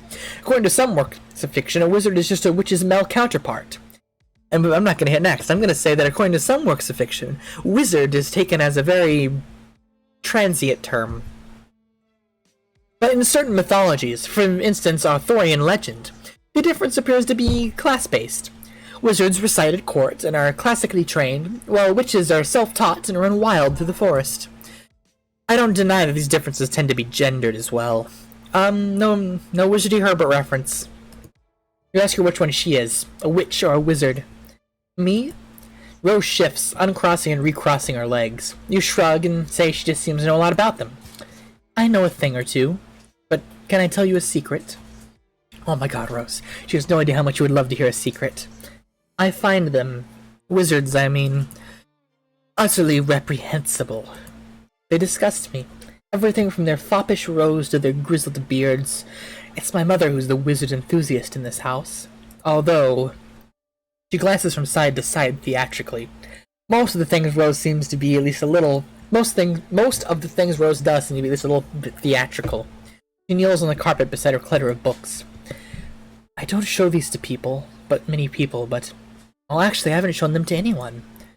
Not even John? John seemed to be a pretty cool guy. Definitely a guy we're sharing a few secret notebooks with. Rose laughs. No, I haven't shown them to John, and I've only shown Strider to punish him. Whoa. That's not canonically correct. When Dave gets to Rose's journals and when he's alchemizing them, he very much says he has not seen them before. Maybe these are different ones. Let's see. You nod, pretending to know who this Strider person is. You are totally a normal dude with an absolutely ungodly number of friends. A shadow moves to the center of you, a trembling moment of deja vu. You do have a lot of friends, don't you?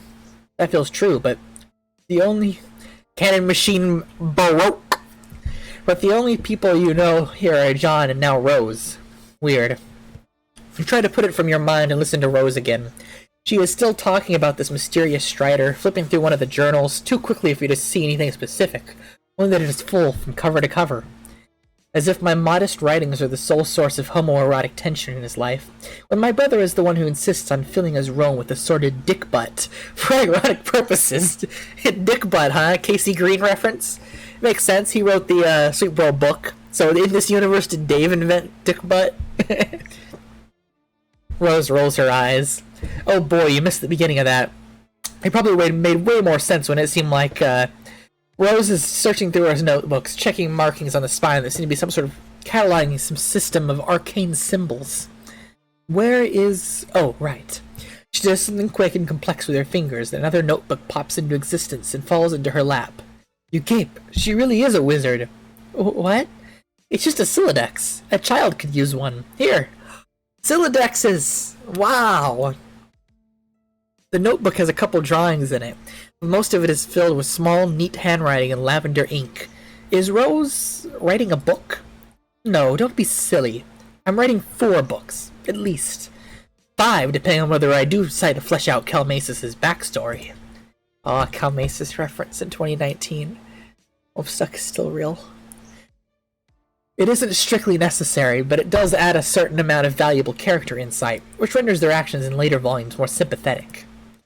Not that I need all of my anti-heroes to be sympathetic. I'm just thinking of what the literary reviewers would say. You nod. Smart. You'd never have thought of what the literary reviewers would say. She's honestly pretty impressive, someone her age. Age has nothing to do with it. But don't get carried away. It's only a rough draft. You ask her if you can take a look. She hesitates, but you doubt she would have shown it to you if you didn't want you to look. Are we gonna get a new excerpt from Calmasis? Written in Aisha's prose? Aisha should just write a whole Calmasis book. The hell? If you can't trust a strange what the hell? If you can't trust a strange spherical imprint you met outside in the rain, who can you trust? Right? Your thoughts exactly. Rose hands you the notebook and you open it at random, letting fate guide your hands. Friglish bothered his beard as if unkinking a hitch in a long silk windsock. A more pedestrian audience would parse the exhibit as nervous compulsion, behavior to petition contempt among the reasonable. He was, however, not surrounded by the reasonable, but the wise, a distinction of men that would forever be the difference in history's garland of treasured follies. As a matter of fact, his cater of fellow wizards were all putting similar moves on their beards as well. The practice would evince thoughtfulness, sagacity even. If they didn't do it all the time, standing in line at the bank, shooing squirrels from bird feeders, few occasions were safe. Zazerpan inspected the clue, a single piece of evidence cradled in his coercious old man palms. It was a human bone, not striking in the tell it told alone so much as it told by the thousands like it, festooned the marshy soil of the mass grave. The grisly expanse toward the texture of a decadent dessert, like one of Smarnie's formidable custard trifle. Smarnie! That's Wizardy Herbert. Thank you.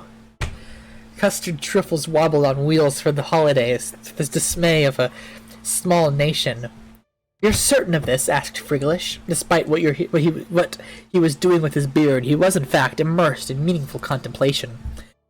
I am afraid I am becoming more so with each terrible tick groused by that gaudy timepiece slung around your neck. In case it wasn't clear, Frigglish wore a clock. Zazerpan didn't care for. It was magic. The massacre of Sears Gnelf was not...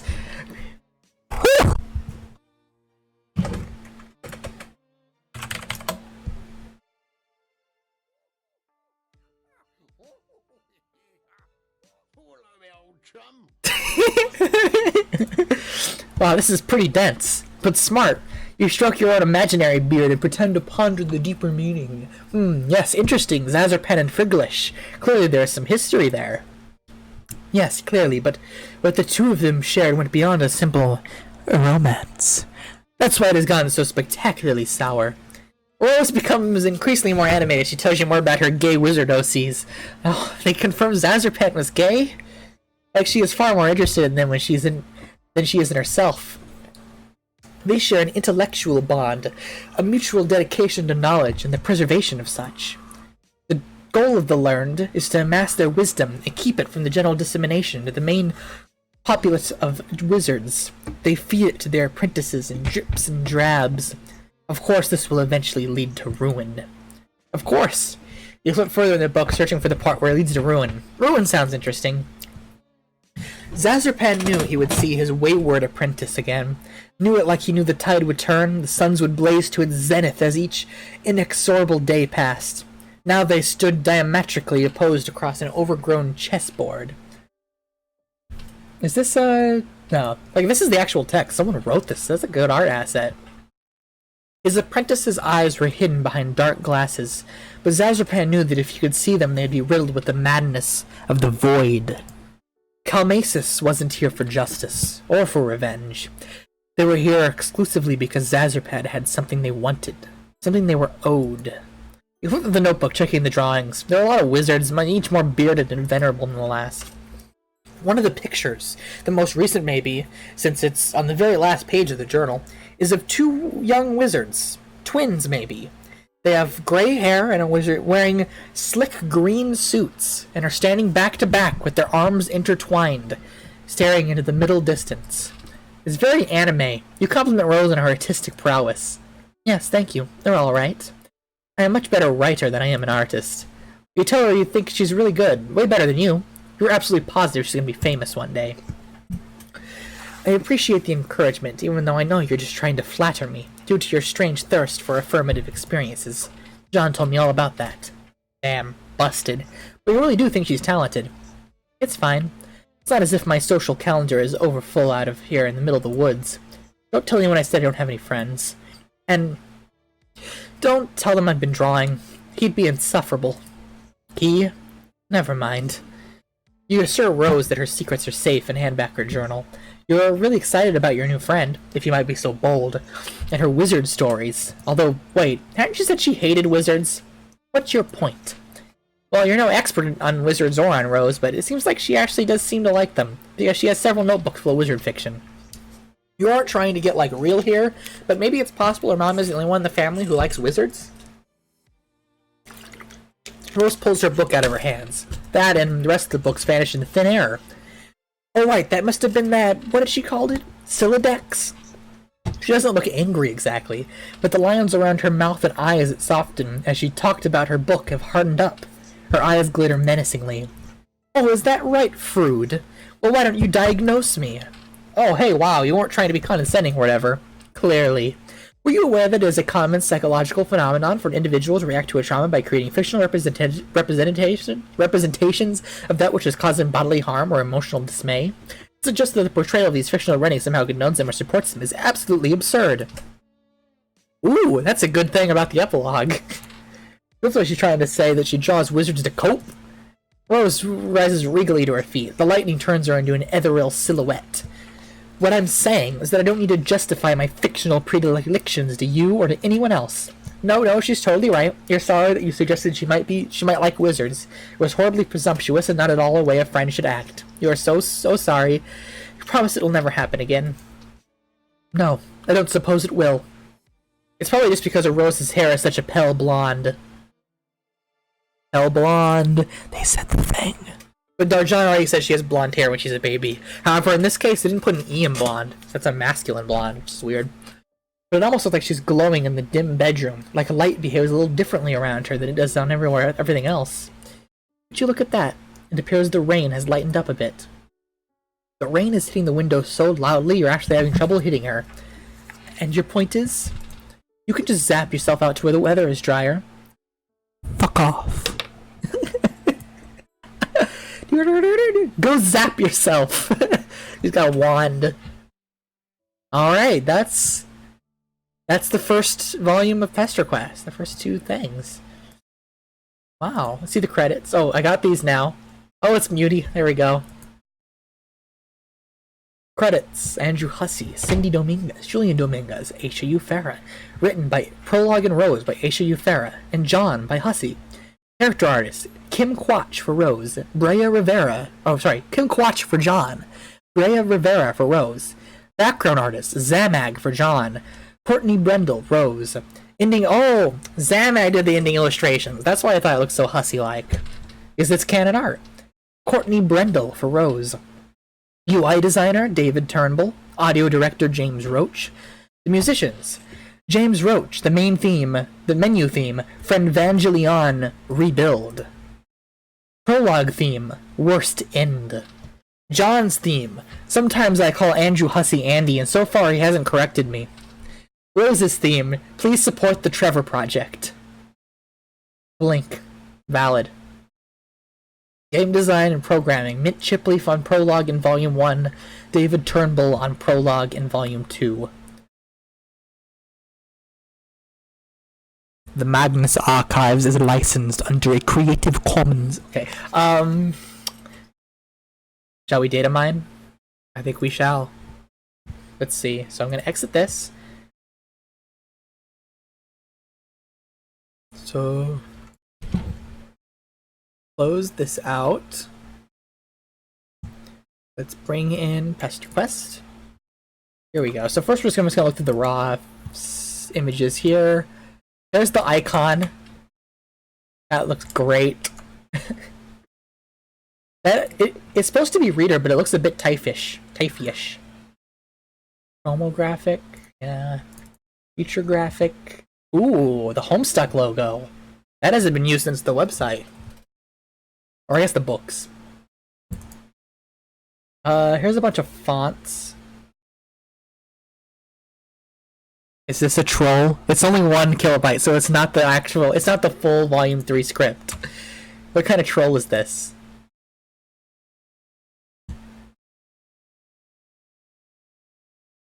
There's something here. We're gonna decompile it and find out what.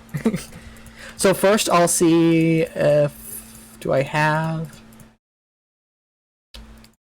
Doesn't look like I have it. Okay, so we're gonna get some stuff here. I don't know if I said it. We're gonna get an RPYC.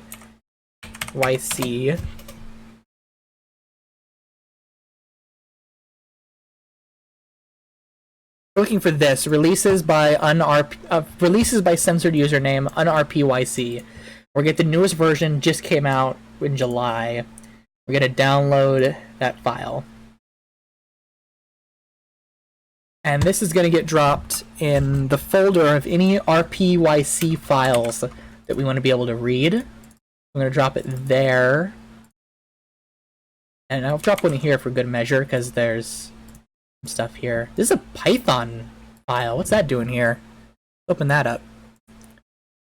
PyCode, RenPy. This is the RenPy engine. They just renamed it.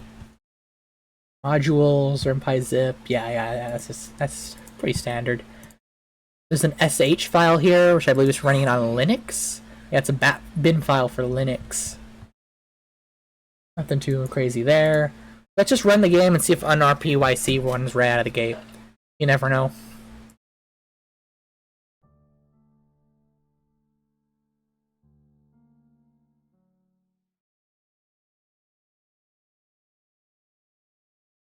Okay, I think it worked. It's an RPY now, which I can open with Visual Studio, why not? Volume 3 is Dave. Character, Turn Tech Godhead.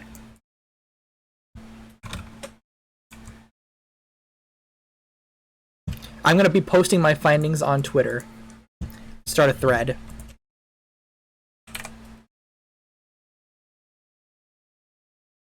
Sky player.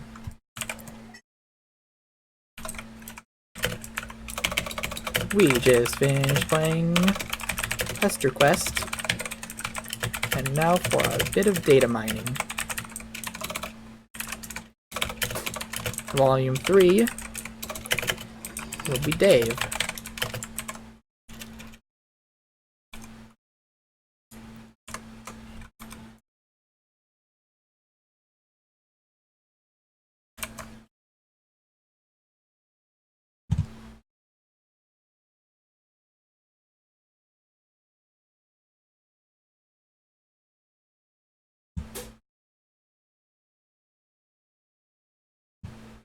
Jade's garden, background prospect. Yeah, that's from the Flash in the prologue. I want to see those freeze framed. Let's see.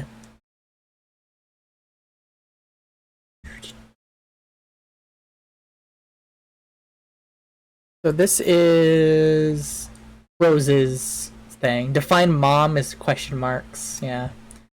Mom, smirk, mutie, tiger, what.png. Tiger approach, reading complacency scroll, over the shoulder. There's probably not going to be anything left over in the, yeah, there's not going to be anything in these volume scripts. The main menu script could have some interesting stuff, though. But let's see if we can decompile, if I can remember how to do this. The archive.rpa, renpy rpa decompiler. Forgot what it was called. I know it's command line though.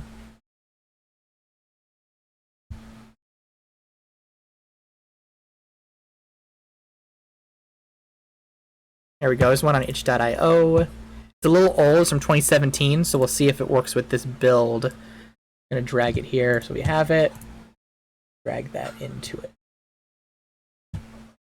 And I want to run. Yay, it worked. Here we go. So we got Fozzers. That's interesting. It's the green sun. There's Jade's house. There's Prospit. Here's what the panels look like. Very cool stuff. Achievements. Yeah, only the ones we know.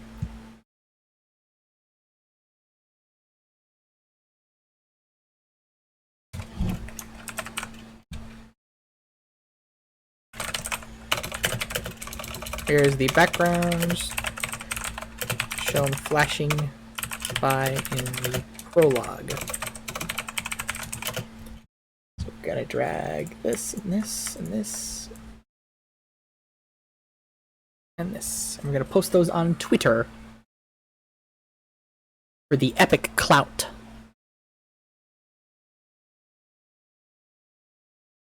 And I surprisingly don't see a lot of other unused stuff. They usually leave in a lot of stuff happening here. Here's the mom sprites. Wow.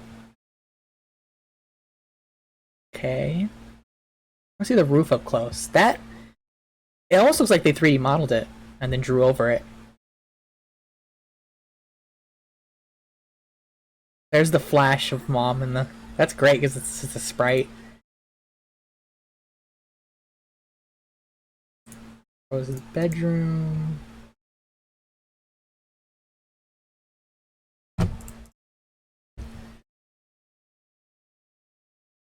Attorney online. I can't wait till we get to Terezi's route. Who zaps? Does it animate? Oh yeah. Or is it just two sizes? Go zap yourself.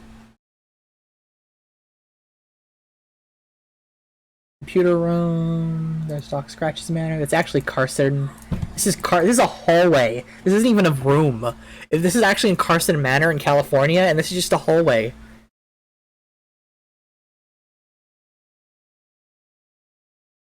UI. Oh, here's some stuff. Look at the clouds. Epilogue. Is this included? Is the epilogue from Friendsim included in this? Because it's here.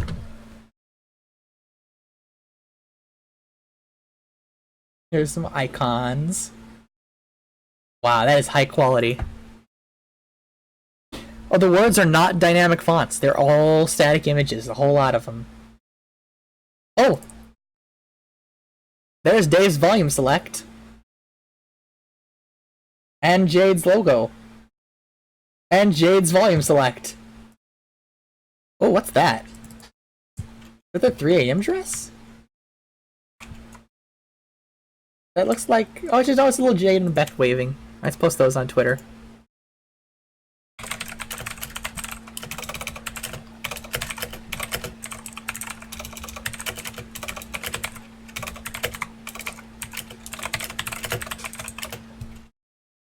Boop, boop, boop, boop.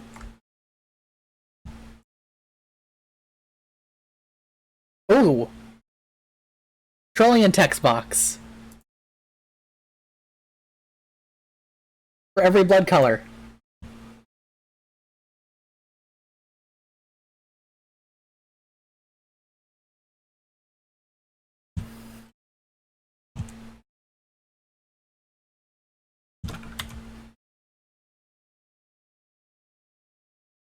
There are Trollian text boxes and Friendsim style troll dialogue boxes for the whole cast, for the whole Hemo spectrum.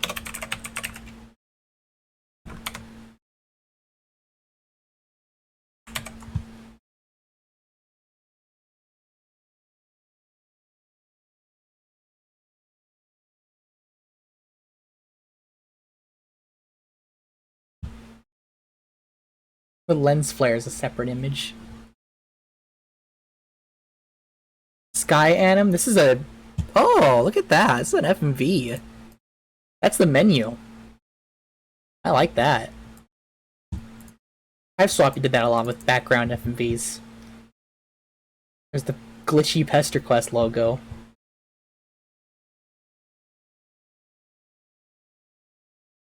And these are usually from mobile, the ones in these folder here, so I don't think there's anything interesting. Yeah, here's all the mobile version GUI. About the same. Scroll bar.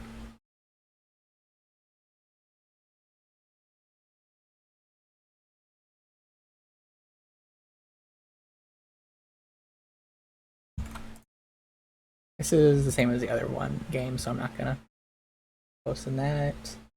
There's a main menu. Oh, this is a static background, I guess if you don't have the video loaded.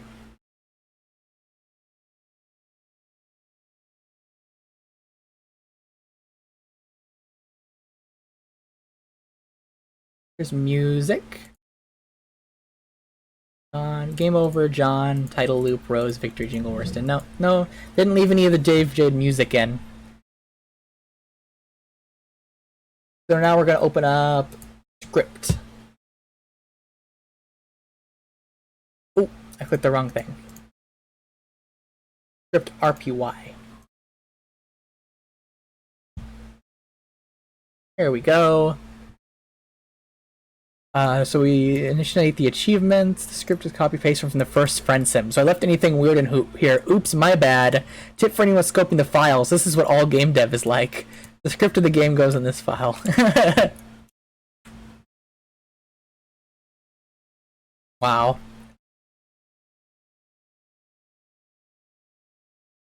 Open close eye animation, eye warp. So is there not separate sprites for closed eyes? Do they do a special effect for that? Okay, let's see.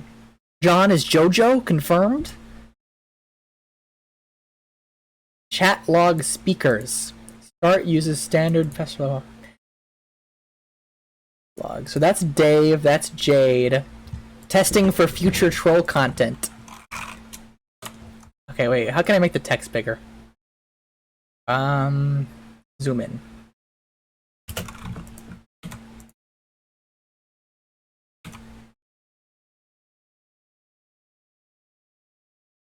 Arcat and Aradia And they're using our Dada's image for placeholders.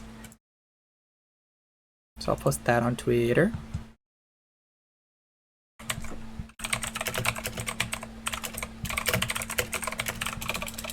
Used for testing purposes,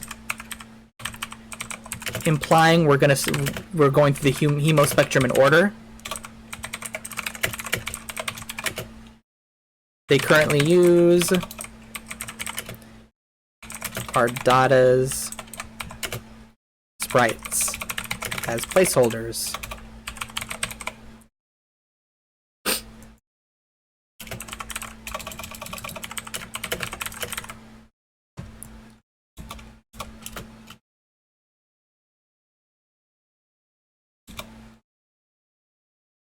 Okay.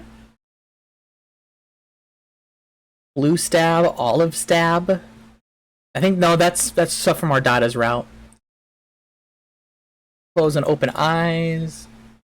John's images. John 2. Crossed, whatever, and displeased is a separate John character, whatever that means. Oh, it's when you time travel and see two Johns. There's all the reader ones. Miss PA reader pixelated. Look at that. That was the zap placeholder. Okay, so he didn't used to have the zapping effect, he used to have a pixelation effect. Zapping, panelscapes. Dave Roof, Jade Atrium, Prospect. Background spaceship. Your Hive. Junk. Okay, hold on. Let me go back. I didn't see background spaceship. Is that post epilogue? PG Atrium Field. Oh no. Ah, it's this. It's the FriendSim main menu. What's BG Your Hive? Scratch room, scratch computer. This is. Oh, it's okay. Yeah, it's that room. Alright, nothing interesting there. Missed elements from the previous game for reuse. Streetlights, splatters, covers. Yeah, this doesn't imply that there's going to be blood in Epida's route. This is just reused from FriendSim. The emoji sign and the cash money they brought over. All these. Gripe. Alternia backgrounds. It's all pretty standard for stuff for them to port over if they need it later.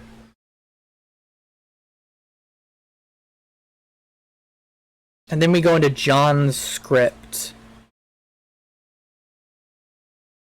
GUI glitch effect.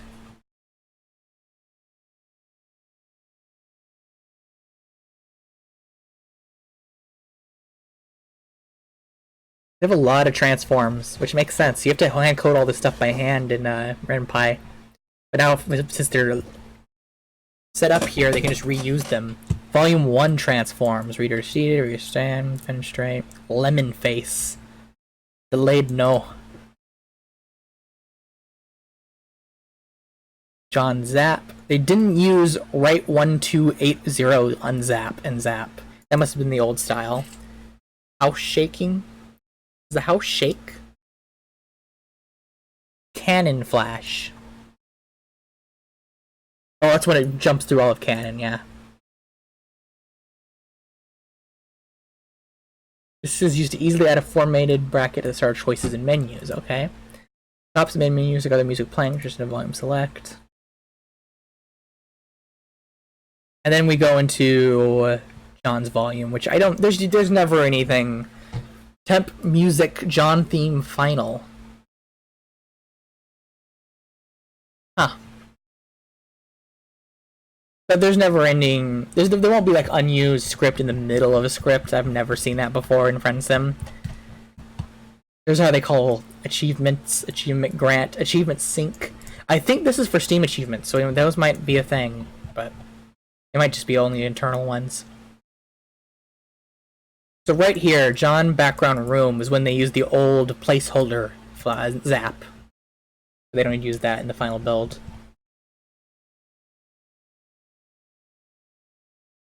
Fade to black. Okay. So we got a couple things to check. GUI, I think, is where the credits is going to be. That's important.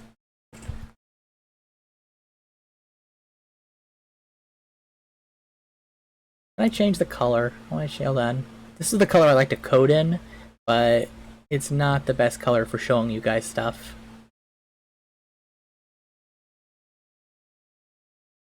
I don't see it. I know it's here somewhere. Oh, preferences.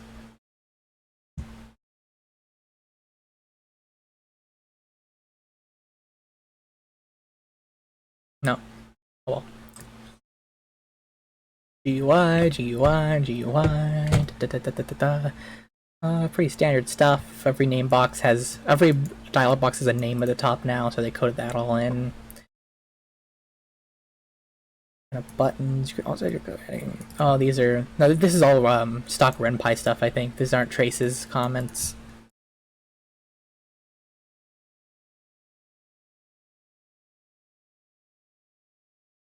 No, there's nothing in here. I thought, where is the credits this time?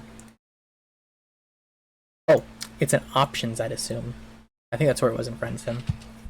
Customize your game. Oh no, this is behind the scenes stuff. This is the option menus.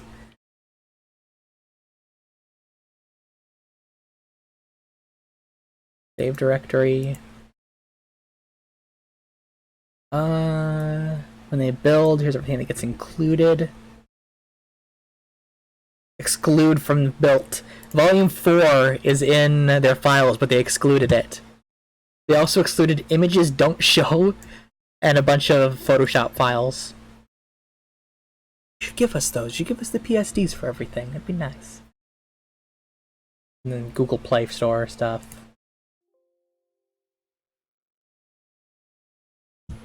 Okay, archive, form, GUI, options, Roboto, script version text. No. Script, screens. Ah. Here we go. Okay. Assign your stats to the rostrum. Still drawing attention. What is this?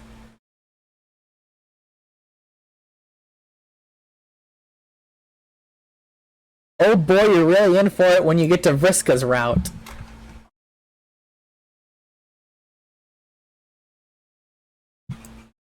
Okay, Vriska's route has a playable RPG of some kind.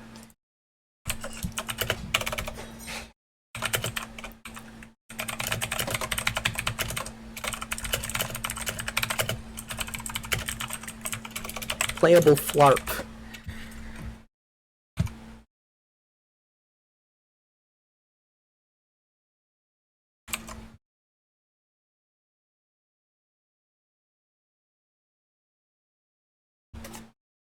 That was the weird mini-game stuff I was talking about they can code in, and that it looks promising.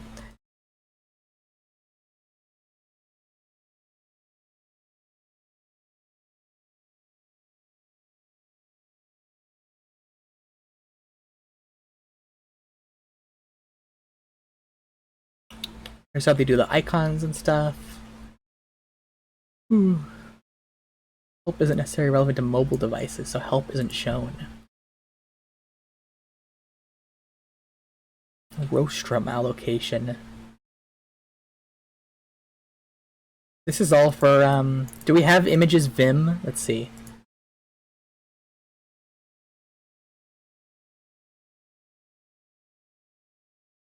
Doesn't look like we have, no, we don't have it. It's weird that also dumped all the images here. They usually categorize them by volume. Oh no, that's just because usually each volume's in its own folder already. We'll see if they do that again. Images rostrum. What is a rostrum? Is that something Rick mentioned in Flarp? Rostrum is used for a number of unrelated structures in different groups of animals. A raised platform where a person stands like a public speech or a beak-like projection. That means app.png. Don't think we have that either. No, this is another...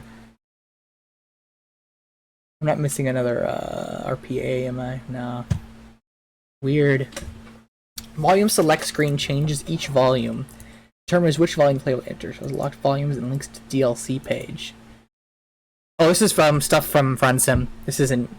All the volumes come with this game, so there's no DLC and stuff. There's 3 and 4. So 3 and 4 are just commented out, but the script's not here, so or the images, so you couldn't play it anyways, but...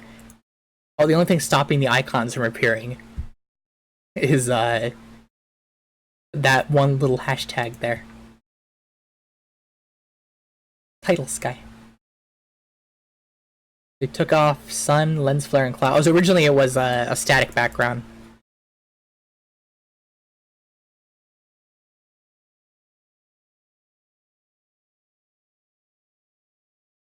Quick game only appears on the PC version. Game menu frame. Here's stuff for the menu. Nothing too exciting here. Chum roll. John Rosa Mutini. Temp. GUI Chivo layout. GUI John Chivo. Okay, yeah. They meant to switch out the layout in John's pick. And here's the credits. We'll see. This usually has the next volume in it, but probably not this time. Cover project link. No, nothing here for the next volume. But we did find it, Dave and Jade, from the other stuff, so that's fine. We got their icons, that's more than we usually get. I think we're about done.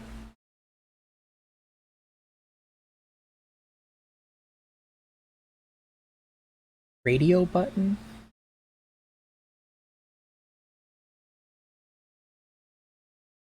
Help screen.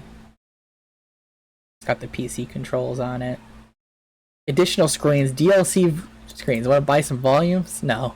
This is not in the game because it doesn't need to be. Looks like you don't own this volume. Yeah, this is all left over from FriendSim. It's a lot of leftover code from FriendSim.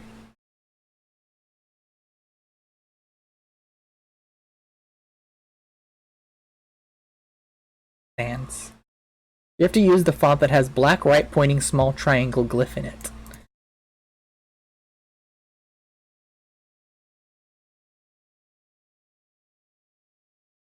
Mobile variants of this. Mouse and preserve is that got replaced. I think that's all. Sure I didn't miss any interesting looking scripts here. Just some fonts. Scripts for the game. UI.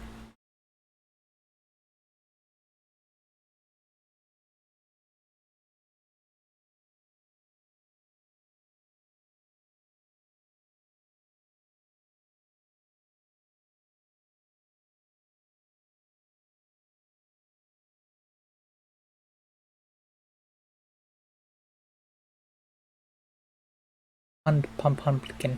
Alright, I think I'll leave us with this. I will see you all in 2 weeks when the next volume comes out. This is gonna be a thing, I'll wait till March. I'll see you again for Dave's route. See ya.